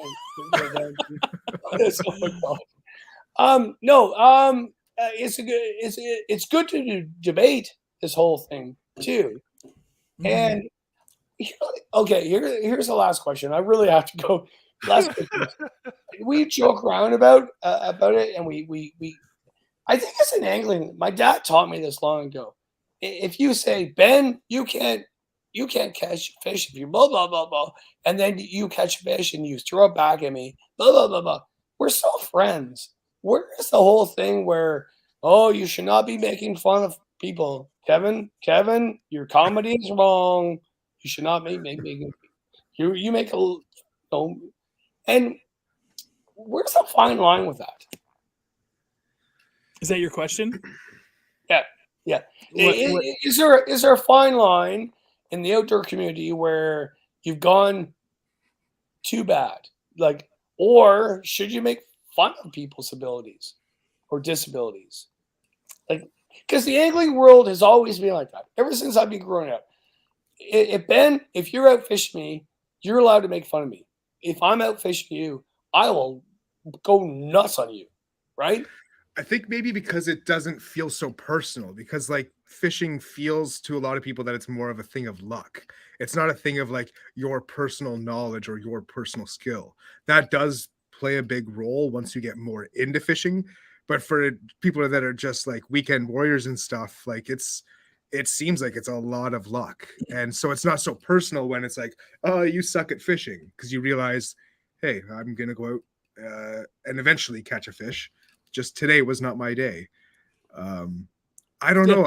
It's tough to say where that line is, but I think it's like when does it feel personal versus when does it feel like something that's like, oh yeah, whatever, I don't care about that. It's personalities, right? Like I think, so when we go out, Kevin, to do our follow-up to the bass fishing competition, and we do our trout fishing competition, which we're going to destroy you in. No. Well, hey, look, we could tell fibs too. So we still need to cover. We're not going to keep Kevin in here for that though, but we're going to cover your little fishing challenge there. Need to know a little bit of stuff about that one, but okay. And we don't want him wearing his voice out because you have a lot of speaking engagements this weekend, young man. That's right. I forget where I was going with that, anyway. So no, where we're going. If you and I are going out with Ben for trout, you have no chance. No chance at all. That's what somebody who thinks they know what they're talking about might say. No, I'll give you that. I'm old and experienced. You are young and have no clue.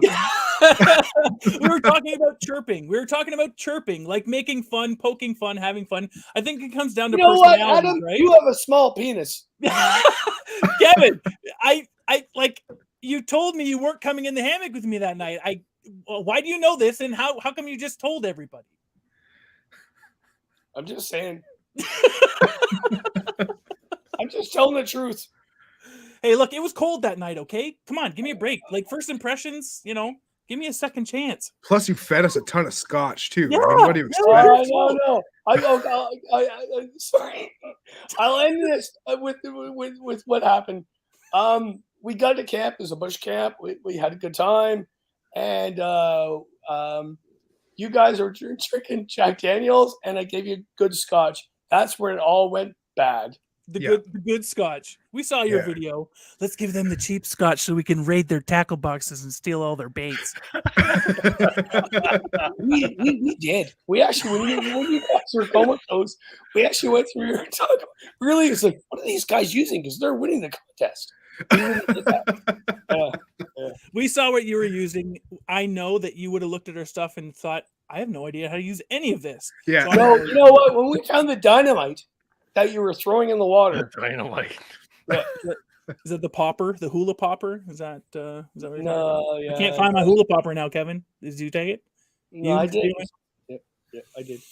All right, Dennis, sorry. These guys are out of control. I will never go with them again. And I got to stop talking. All right. Kevin, you going to have your phone going there at Madison? I actually did today, got the roaming thing, yeah. Okay, I'll reach out to you when we get there. We'll get connected. Yeah, I paid for the roaming first time ever. I'm roaming the United States. Kevin, thank you for everything. Yeah. Well, thank you, and also Ben. Really, you're not as attractive as Adam. Woo! Winner. Maybe I should shave my head. Is that what it is? Maybe I need that shiny skull. You know, you go, you know, do whatever. Like There's nothing saving me, eh? Whatever makes you feel better about your life, Ben. I'll just keep catching muskie. All right, Kevin. Kevin's got better things to do. We'll catch you down there, man. Have a good time. Have a good drive. Be safe, and good luck to Andy. Yeah, I'll see you soon. Bye. Hey, buddy. Talk later. Okay. Hey guys, we got one more person in the basement, but before we get him up on screen there, just gonna do a little rapid fire question thing here that from some of the questions I've been saving throughout the live stream. Oh, cool. Yeah. So let's start right at the top here. Tripping and Trekking was asking, when's the next fishing challenge? Where do I sign up? You guys got something else lined up with Kevin? It's kind of exclusive, you know. It's a private membership thing. You gotta spend a night in a hammock with Kevin and show him what you got. And if you do that, then you can. TMI, man, TMI. Look, I'm just, Kevin said it, but I don't know. Yeah, the thing with Kevin was kind of out of the blue. He had reached out to us a couple times, fortunately. And we were trying to plan a trip, so we have a spring trip planned for trout fishing. We're gonna do a competition. We're gonna show them how to trout fish. It's not planned per se. It's like we've talked about it, and we have intentions to make plans. That's a plan for a trip. We have intentions to make plans. We have plans to make a plan. That's trip, trout fishing competition. That's a plan. But as far as like the next fishing challenge, I think it'd be super fun. That kind of inspired me. It'd be super fun to try and set something up with a bunch of other creators and do a big fishing challenge. So if anybody's interested in maybe doing a big collab, reach out to us on Instagram and maybe we can make something happen. That would be cool. Cool. Okay, so this next question comes from a guy who probably took him about 5 minutes to hobble over to his keyboard to ask this question. We got John from Lost Lakes asking, hey guys, what are some of the best things you've learned for a good catch and release? Do hooks really rust out that quick? I've heard some hooks may take months. Cheers. I saw this question and I wanted to address it because I respect John a lot for the care he takes when he fishes. I've learned a lot from John. I'm a much personally, and Ben can speak to the musky fishing, but I'm a much worse angler than John is. And so like John pinches his barbs. He'll use crankbaits that come from the store with 3 treble hooks, and he'll take 2 of them off. So he's got 1 treble hook with like 2 bends in it and no barbs, and he still catches fish. John is an amazing angler. So, I need every advantage that I can get. We keep the barbs on, but I saw this question, and I would say that like, this is my perspective on it, and maybe Ben has a different perspective, but we're both kind of novice anglers. And so we look to other people who know more about this type of thing. And I've heard, from some people say, oh, the hooks rust out. Other people say they don't, or it takes much longer than you think. And I would just say, like, from what I know with musky fishing, when you cut those hooks, you're splitting that hook in a way that it could easily fall out of the fish's mouth without having to pass the barb. I mean, as a person, if you hook yourself, if you think you're tough, you can like push the barb through, cut the barb, and then pass it back through without the barb, and it'll actually come out quite easily. You just have to be, tough enough to like shove it through the other side of your finger or whatever. So I don't know. I don't know the answer to that question, truthfully. Mm-hmm. I don't know how long it takes a hook to rust. I think it's probably okay, especially if you're cutting the hook, because it could easily come out backwards the other way. If it just bites onto a fish, it could push that hook out. Piercings are cool. I have piercings. So, like these fish are swimming down around there. They've got this thing. Everyone's like, all the fish. Hey, what's that, man? He's like, nothing. I just had a run in with some of those humans, but I survived. Everything's cool. They're not going to bother me again. So it's like a rite of passage, maybe. I don't know. I don't know the answer to that question. We don't take extreme measures as far as like cutting the barbs or pinching the barbs for catch and release, but it is always a focus of ours to always bring a net and always bring pliers. Like, we always have our release tools with us, and we know that that's more than what other guys can sometimes say, even on trip. Yeah, it's important to have a net so you can land that fish and get it into the boat fast. You don't want to play fish for too long because it does really stress the fish out. So there are things that we do to make sure that we do protect the fish. But like Adam said, we want to increase our chances of landing that fish. So we don't pinch our barbs, and we just take the extra time and the extra care to try and unhook the fish.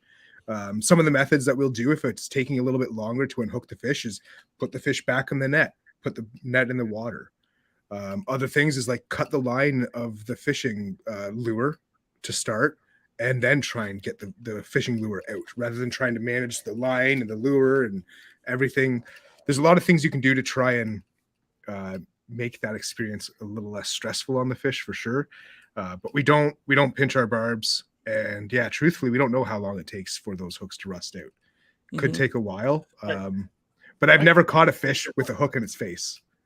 That's also true. I can pipe in on that. For one, Adam, it hurts like a son of a bitch to push a hook right through your finger. I know. I did it up in Naganash 2 years ago. There, I got a hook in the finger, and I was a big baby.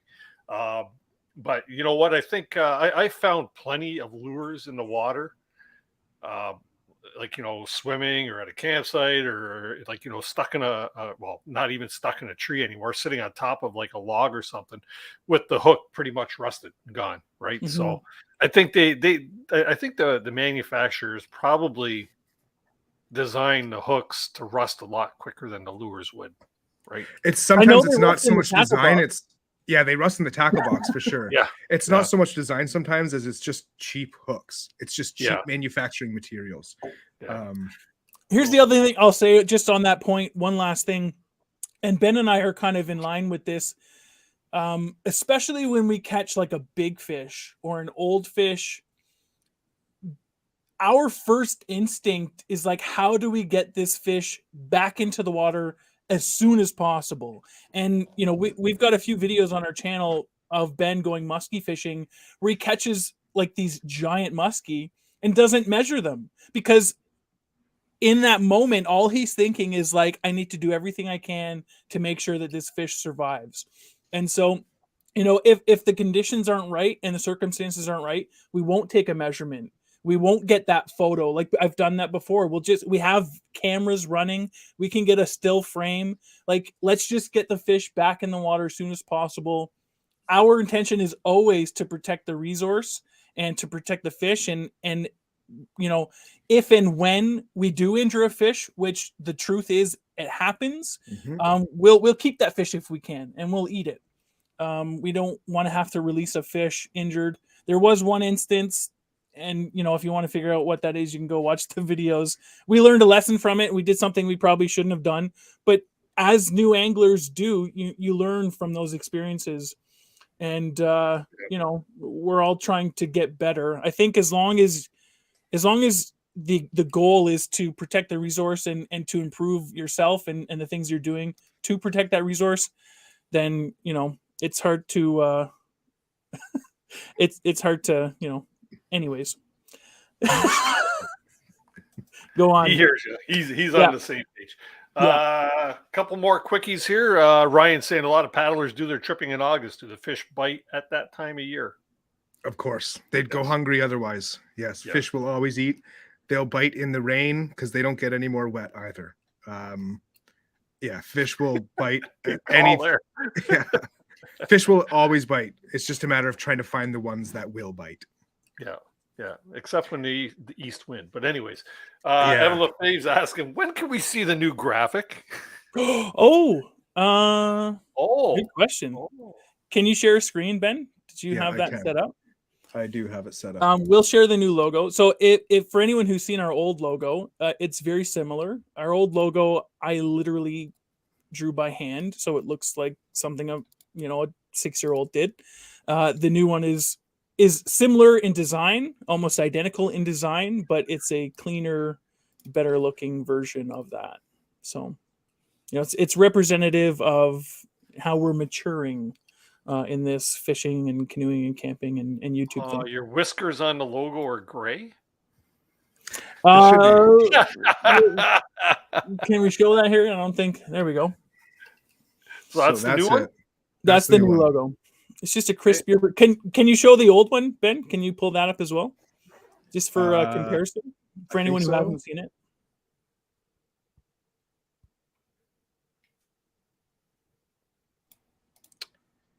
Drum roll, please.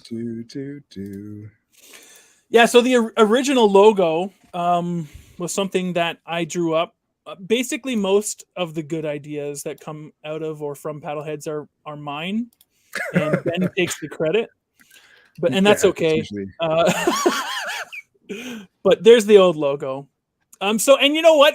I think both of us still really like that design. It speaks to kind of our playful nature, and you know, we're not always clean cut, and nothing is perfect with us, but we're always, you know, trying to improve. And so this still represents some of that. So that logo is not going to disappear, but we're really happy with the new one to kind of represent, you know, the next chapter of what we're doing. There you go. That's the retro one now, right? That's right. That's right. Yeah. I like that. Cool. Okay, Julia B's asking, is the bent or the straight paddle better for single paddling in a canoe, or is it a personal preference? I don't think we're the ones to ask that question. Probably personal preference, though.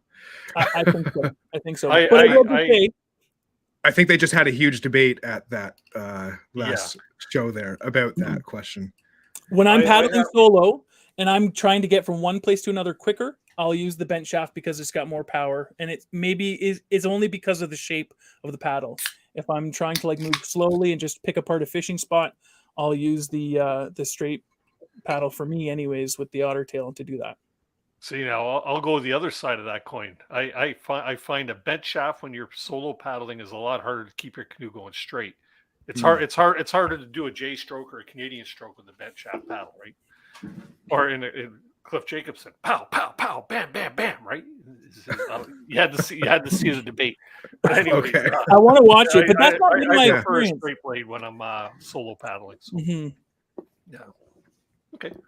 There we go. So it's a personal preference there, Julia. David Buckles is asking, braid, mono, or fluorocarbon? They're all tools. They're all tools depending on what you're doing. Braid has no stretch. It's got a smaller diameter for having the same kind of tensile strength as the other two materials. So it's really great for cutting through weeds. But that no stretch also allows for a lot of sensitivity. But braid is not good against rocks. Braid is not good against fish with teeth. So if you're doing a lot of bottom fishing or fishing pike or muskie, you're going to want to put something on the end of that braid if you are using braid. Mono is fantastic. It floats or it sinks. Mono floats. Yeah, so mono floats, yes. So it's great for top water lures. If you're fishing with frogs, you'll keep your fishing line on top of the water. It also has a lot of stretch. And depending on the lure that you're using, you may want some stretch. Sometimes you don't want to pull too hard because you'll pull that bait right out of the fish's mouth or rip the lips. I would say an easy distinction there is the baits that you want stretch with is baits with treble hooks, generally speaking. Yes, usually. And you want less stretch with baits that have the single hooks because they're usually stronger. Those treble hooks, they're not as strong, so a big fish can bend those out. You want some stretch to give the fish a little bit of leverage so that it's not going to bend that hook out and pop out of its mouth, because the goal is to land the fish. And the last one, fluorocarbon, has little stretch, but not a lot of stretch. It's very good against abrasion. It's awesome against teeth. It's super strong, but it can be very difficult to work with because it has a memory. So when you have it tied around your fishing spool, it's going to want to keep that kind of shape. So it can be annoying to deal with. But there's a quick run through for you. Another thing with fluorocarbon too is in clear water, fluorocarbon is less visible than braid or mono. It's practically invisible, yeah. Mm-hmm. Awesome. Really quick here. Thanks to one of my moderators, Brian, here, for pointing this video out. This is the one where I jammed my finger or got the finger in the hook. Okay, I'll check that out. If anybody wants to see you being a sure. giant baby, here's your opportunity to. Awesome. And there's one more question, and then we'll get our guest that's in the basement patiently waiting down there. Let's see here. Daxwood Wanderer says, what do you guys do when you're totally skunked on a trip and nothing you do will produce a fish? Keep trying. Good question. Downsize. I was thinking this. Yeah. Truthfully, we don't bring a lot of alcohol in the backcountry. I think when we went with Kevin, that was the most alcohol we've ever brought in the backcountry. He was giving it to us. We didn't bring it. He gave it to us. Yeah, that's fair. But yeah, honestly, if we can't catch a fish, then we usually, I don't know. We just keep trying. You don't give up. If you are having a hard time, downsize. Try smaller baits. Try fishing slower. And if that doesn't work, do the opposite. Big baits and fish fast. Sometimes they want to chase. Sometimes they don't want it to be fed to them. Sometimes they want that moving bait. Another thing that has really increased the number of fish that I've been catching on trips is trolling. So when you're tripping and you're moving, you don't have time to stop and cast. You see a nice little bay with some lily pads. You're like, oh, I want to, but you got somewhere to be. So if you put on a crankbait or like a bottom bouncer or something like that, you can fish while you're moving. And so that's another way to increase your odds of catching. If you're not catching anything, you're having bad luck, just what's the phrase? You can't catch fish if you don't have a line in the water. So get your line in the water more. The other phrase too is 90% of the fish are in 10% of the water. So if you're not catching fish, you're probably just not finding the fish. Yeah, wrong spot. Okay. One quick question, because this is going to help some people out with tonight's swag giveaway answer. You guys went out with Kevin Callan on this challenge, Kevin and Speedo Man, and you had your little fishing challenge. Who won? We did. Yeah. We did. What was that based on? Well, okay, so our understanding for a fishing competition, you have to touch the fish and bring that fish into the boat in order for it to be caught. You can't have that fish beside the boat and be yelling at your partner, "Where's the net? Where's the net? Can you get me the net? I can't get the net." That doesn't count as a catch. Also, both people catching the same fish doesn't count as two fish. It's just one fish. One fish. So I love picking on Kevin. He's not here to defend himself. Right? Also, you're about the canoe copia though. All right, you know what? We had somebody. Pardon?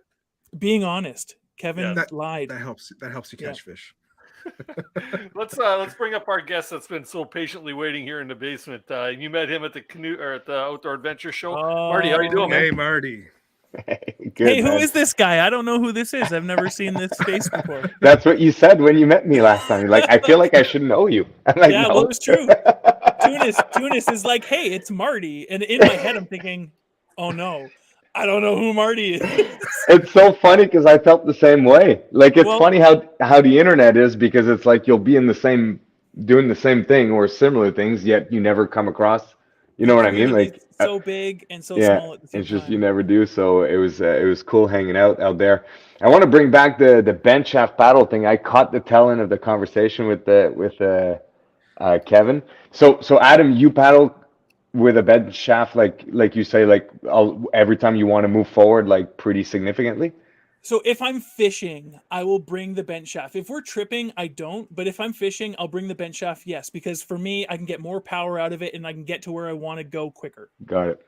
Because it's interesting, because I watched the whole debate too that Kevin posted. And it's one of those things where I think a lot of people comment on the bench shaft, but they've never really truly tried it. Like a little bit like the hammock. People that say they don't like sleeping in a hammock, if you've only slept one night in a hammock, it's not enough. You know what I mean? Like, you've got to go for the hammock. There's so many trees out there. I don't know what you're worried about. You know what I mean? Like, but Adam, you and I were talking about this. It does take like 4 or 5 nights to really be like, okay, now I get the value of a hammock. Like, it takes a lot of tweaking. So for the bench shaft, if you haven't given it like an honest try for a long period of time, I don't think you get the benefit, because it does change your stroke style. And here on the east end of Canada, we have such a different stroke technique than the west end and the Americans.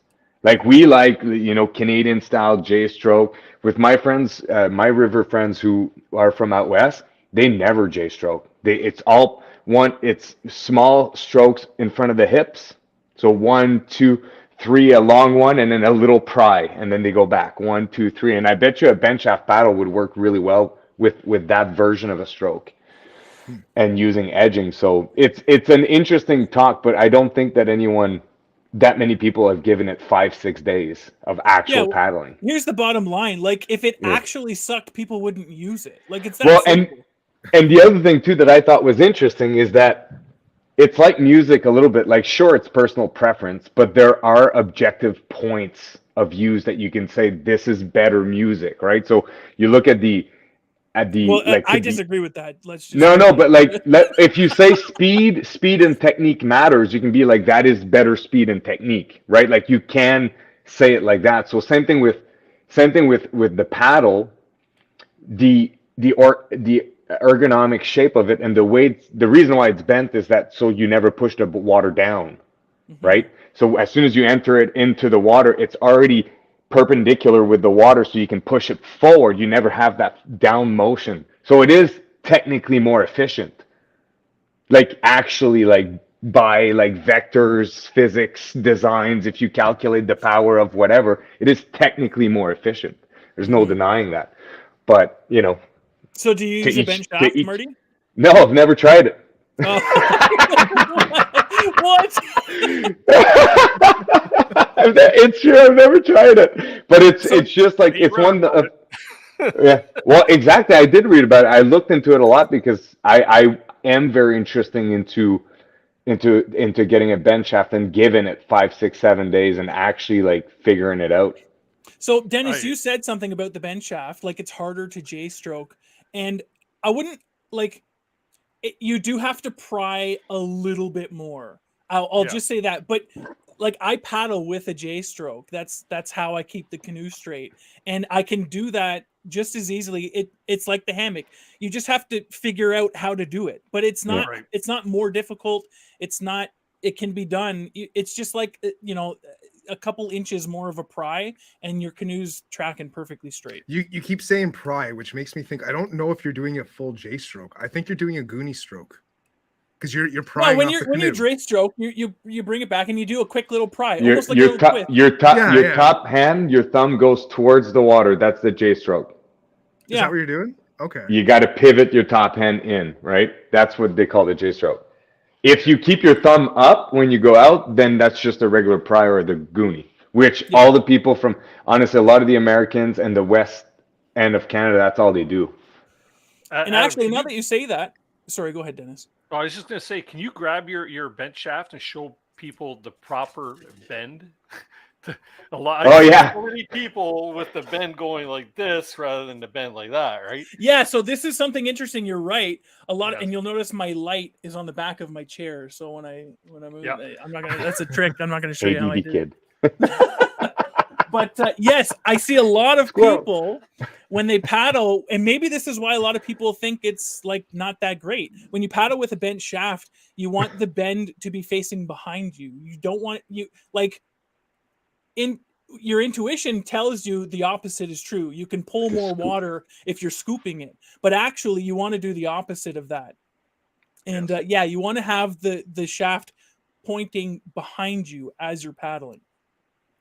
I was going to say something else, but I totally. But that goes down to the physics of it. That's why when you put it in, it's because it's bent. It's already perpendicular with the water. Yeah, that's exactly why it's bent. Oh, I remember what I was going to say. And now that I'm really thinking about it, and so much of like canoeing and even fishing, you just get used to it, and sometimes you're not even thinking about what you're actually doing. But I would say with a bent shaft, it's almost a cross between a J-stroke and a pry. You're like adding a bit of a pry, just the tiniest bit of a pry to the end of a J-stroke. Instead of just twisting it, you're prying just a bit, and it doesn't add anything, and it keeps the canoe going straight. In my opinion. Which is apparently controversial. You know what? It really comes down to you do you, right? If exactly, 100%. You enjoy doing using a bench shaft or a straight shaft, it's up to yourself. Just like hammock or tent or brookies or Lakers or bass or largemouth or smallmouth. It's I have a dirty little secret, actually. Speaking of preference, the canoe that I paddle, that I fish out of most of the time, is like a really crappy, like Canadian Tire plastic garbage canoe. Like it's like everything you would think about, like you would want in a canoe. That thing is not it. It weighs like 100 pounds. It's got this steel bar going from the bow to the stern. It's got these massive plastic seats, and so the difference between like a J-stroke. I love it. It's great to fish out of because you can stand in it. It's so stable and it's big. But back to what you were saying about the J-stroke or the bent shaft it's preference. And some people, the little tiny details don't matter all that much. It's like whatever gets you there to do the thing you want to do, just do it. So how do I incorporate more fishing in my trips? That was the big reason why I came up, because my biggest challenge, and you guys will share that challenge too, because we film out there. Filming takes time. You know what I mean? Like, so filming takes some of your time, and then I tend to try to travel way too much every day of my trips that I do. And then a lot of the times too, I'm on the river and I'm traveling through the rapids, and trolling is not that great because there's so much debris in a river that you go, right? You're constantly hooking everywhere. There's a lot, it's not like a lake, I find, at least. So I've been bringing a fishing rod lately, and then like this summer on the Coulonge, I caught my first walleye too, like that I ate and all that, which was the one I caught, we lost because anyways, we caught it and everything, but the what we had it tied behind the canoe got untied, which is when we learned not to do that. It's a real learning experience, but anyways. But we did catch more. I just didn't catch the ones that we ate, but it was still pretty cool. So I did have a fun time, and for everybody that's seen that video, it's pretty funny reaction of mine because I just still, like, I'm getting better at holding fish, but I hate it. You know what I mean? Like, it's just like I just don't like it. So, but like, it's just a lot of time management. Fishing is just doesn't seem to fit in. So when you guys go out, is fishing so important that you actually you wouldn't travel as long of a day for fishing purposes? Exactly. Yeah, we plan our trips around the fishing. Where I plan the trips around the rapids, and that's then you what try gets and me. fit fishing in. Yeah. which is fair. One thing I would advise you, if you're doing river trips, I would always stop at the bottom of a rapid and fish there. Mhm. Always fish at the bottom of the rapid. Yeah, which is where we got. Yeah, every time we caught something, that's where we got it. But it's just the time. So I'm gonna have to readjust even for some of the filming. If you do too big of a day, it's like above 30 clicks a day for filming. Like you just stop filming. It's just so much. You know So what I mean? Like, on that point, Marty, and this is what I was going to say is, if you're really serious about doing more fishing and it's something you actually want to do, plan a day around fishing.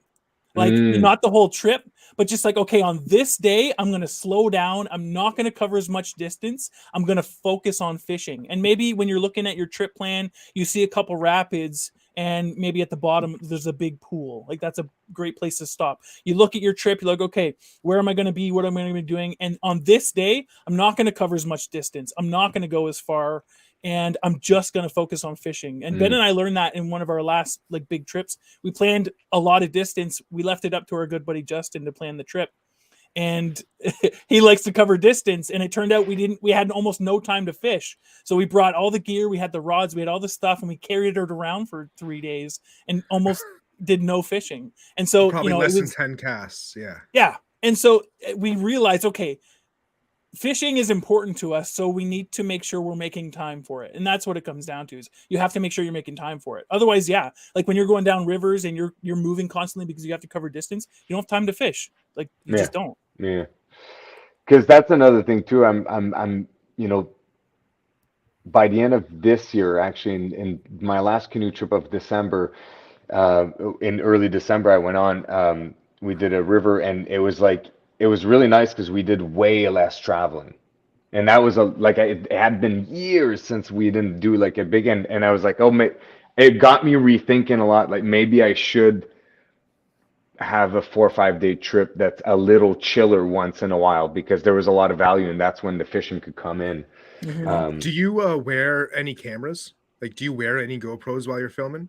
No, all my stuff is on the canoe. It's all hard. Like I have like different okay, because it might make some filming easier. Like we find that like some of the stuff that we capture, if we didn't have our chest mounts on, we wouldn't have got it. And for sure for the fishing, yeah. Well, even for the portaging too, because you can get like the canoe on the head, and you can get that shot, and you can get the whole trail. If anything happens while you're on trail, you're already recording. So you put it on the chest, because I have one on my head, sorry. And the angle on the head it's nice to have to show that, especially in a rapid, to give it another angle, but it's it's just not that fun to look at. You know what I mean? So is the chest better? That movement too. Yeah. And just like the angle, never do you look at a situation from so high in the canoe, at least like for me. Does that make sense? The angle is just odd. Do you like it? Like when you say on your chest, you wear it up here or down here? On your life jacket? Yeah, on the life jacket, up high. Because then you also get the hands and everything too. And we want to be able to try and show like the hook set. Like the moment the fish bites and we set the hook, we want to try and capture that. I started using a head mount actually last year, later in the season, and I was really enjoying it because from a fishing perspective, and Dennis, this is like what you said, you get that head movement, but the thing is when you're fishing, you're looking at the action, right? Your head is pointed towards, and so when you catch a fish, you're looking in the area. When you're wearing a chest mount, the camera is pointing straight ahead. If you catch a fish over here, you're not going to see any of it, but your head's turned that way. So the head, and maybe we're getting into too much YouTube stuff here, but Marty, this is what we like talking about. But it's a great angle to use to make sure you don't miss anything. But it's not one I would want to like stay on or like. It's not. You're right. It's not a great angle. It doesn't look that great. There's a lot of movement. There's a lot of motion.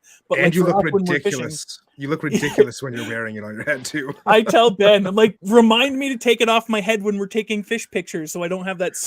I'm sure he never tells you. He never tells you. Never. I would do the same. I would never tell you. Man, because after the show, I went on you guys' channel, and some of the few videos I looked at, the information is really key. Earlier, when Kevin was bothering you guys about you guys with your channel, you know, I think you guys are right. There's a nice void of information to fill through the method that you're doing it, because, you know, I think, you know, a lot of people, like, it's so not relatable for me to look at a fishing show on TV to learn how to fish. It's just like, I don't have the electronics you have. You know, they chase the baits and all that kind of stuff. Like, however they fish is so different, right? And it's like, it's just like, there's, you know, you guys were, one of the videos, you were recommending this, like, wrap around your hook so you don't get your stuff all hooked on you. Like, I was like, dude, that would help. Like, probably a lot of times I don't bring a fishing rod because of that. It's just so in the way all the time. It gets caught everywhere. FYI, those things sink really fast. If you drop it in the water. Good to know. So bring 4. Your canoe and it goes. Whoop, whoop, whoop, yeah. Bring 4. Okay. So I you know, I thought it was super relatable. And I think you guys should continue down that route. I'm very, like, it's giving me practical approach to trying new things. That's awesome. Thanks a lot for that feedback, Marty. For sure. There's specific challenges when you're fishing. And I mean, like, it'll be maybe a very tiny audience in some sense that wants to do it like that. But I also think that at the same time, it's more important to be in front of 100 people that cares about what you talk about than in front of 1,000 that don't. So just, 100%. You know, and there's going to be value in that. To go back to, like, making something sustainable for you guys financially, there'll be a way to find a way to do that if it's authentic. So I wouldn't worry about it. It was really cool for me. It spoke to me a lot. So thanks a lot for that reassurance, because that's what we wanted. We wanted somebody who's an avid camper to be like, okay, I can relate to this. I think that I might give this a shot, or that's awesome. Yeah. Keep doing that. That's cool. And we'll have to go out. I'll teach you how to paddle some rapids. Who takes the bow? Who takes the bow? I do. I got like 60 pounds on Ben, so he's the okay. So it's not about talent here; it's about genetics. Actually, it's about physics, so we don't sink. Okay. Ben had his way, he'd be in the stern. I'm sure he bites his tongue every time we're going through something sketchy, and I'm in. But at the same time, if the thing though, Ben, is that if you like to be in control, if you become really good at the front, you'll have all the control. I feel like I have some control in the front for sure. I do. It's everything. Like, it's so fascinating when you go out with someone that can. I tend to always be the more experienced of the 2 paddlers in my canoe, so I take the stern because if you're gonna have one or the other, well. It's because my best experience is in the stern. I should say it like that, because on the Batiscan River we took one of the person. Time, Marty. We got to close up shop here. Oh, we got to go. Sorry. Okay. Anyways, she was super talented. She's a guide, and she guided for 10 years. Talented paddler, and she took the bow because she's just that good with someone that was like upper novice, intermediate, and he learned a lot because she had so much control of it, so he learned a lot how to run it, the proper lines and all that. So actually, I did the lower Madawaska that way. I had never paddled whitewater from the stern, but my ex-girlfriend took the bow and she brought me through the lower Madawaska. We ran rifle shoot. I pulled off the maneuver. Man, it felt so good. We never flipped at all, and it was great. You're right, though. She had so much control in the bow, and I could tell like she was making a big difference up there. Yeah. So there's something for there. And it's nice actually with Ben being in the bow and knowing how to paddle when we're paddling down a tight little meandering creek. I don't have to worry too much about correcting the stern because he'll drag the bow where it needs to go, and we can cut those corners. And I feel okay not paddling so hard because he knows what he's doing. Because it's so important in the rapid. Like if you want to go left, it's the front of the canoe that's got to go left. Like it's like the front wheels of a car. It's really what it is. Like that's what makes it go. So the person at the front has so much say and can make it so much smoother of a ride. For sure.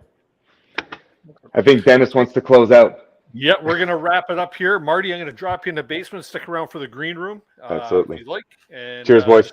finish up with Ben and Adam here, and we'll see you in a few short moments. Well, boys, it's been a fun evening. For sure it has. This has been great. Great to learn a little bit more about what you guys do and how you're doing it. And it's a lot of fun watching your videos. I find them very entertaining. So keep up the humor. That's cool. Thank you. That's we appreciate that. And thanks for having us on. Like I mentioned in the green room, this has been a bit of a milestone for me. I've been watching the show for years now, and I always felt like maybe someday I'd be on the show. So it's cool that finally happened. Well, maybe it's overdue, right? It was overdue. I think it's just in time. So tell everybody where they can find the Paddleheads. You can find us mainly on YouTube. Paddleheads on YouTube or Instagram. Sometimes we throw things on TikTok too, but our main focus is YouTube. We're trying to do weekly uploads. We try and do a new video every Wednesday at 6. We've got one ready for tomorrow at 6. And right now we've got daily shorts being uploaded. So every morning at 6 a.m. we've got a new short video. Oh, very dropping. Cool. So yeah. I have to check that out. I got to get into that myself. Well, for anybody that's in the chat, I do have all their information in the description below, so feel free to check that out. You know what? Leave us a comment too. Let us know what you thought of the show tonight, and you know what? If you have any more questions for Ben and Adam, I'll make sure to get them across, or I'm sure the guys will check the comments there in a couple of days, and I'm sure they'll pipe in on any questions that you may have. Guys, thank you so much for joining me tonight. It's I knew it was going to be an entertaining evening, and it didn't disappoint. So thanks very much, and keep on doing what you're doing. You bet. Thank you. Had a ton of fun. Awesome. Thank you. We'll see you in the green room in just a moment. See you there. All right, everybody. So hopefully everybody enjoyed the show. Just before we do close up shop here for this week, just want to remind everybody that like I said, I'm going to Canoecopia this weekend. If you happen to be in the area, please, if you see me, come on over, introduce yourself, say hi. It means a lot to me to meet everybody that watches the show. If you have that opportunity to be there, I'm looking forward to meeting some people that I know are going there. So that's going to be a good time. Don't forget, next week, the 14th of March, our guest is going to be none other than Survivor Man himself, Les Stroud. Going to be talking about Wild Harvest. We're going to be talking about Survivor Man VR. It's called Descent. It's his VR game that is coming out very soon. We're going to be talking about his award-winning child's book. We're going to be talking about his music. I'm sure a little bit of Survivor Man, Bigfoot, and all that cool stuff that he does. So please do tune in. I'm going to be posting the link to that probably just before I leave for Canoecopia. If you see the link, please share it. I just want to try and fill the house for a very worthy guest to have a lot of people in there to view the show. So if you have that opportunity, please do share the links.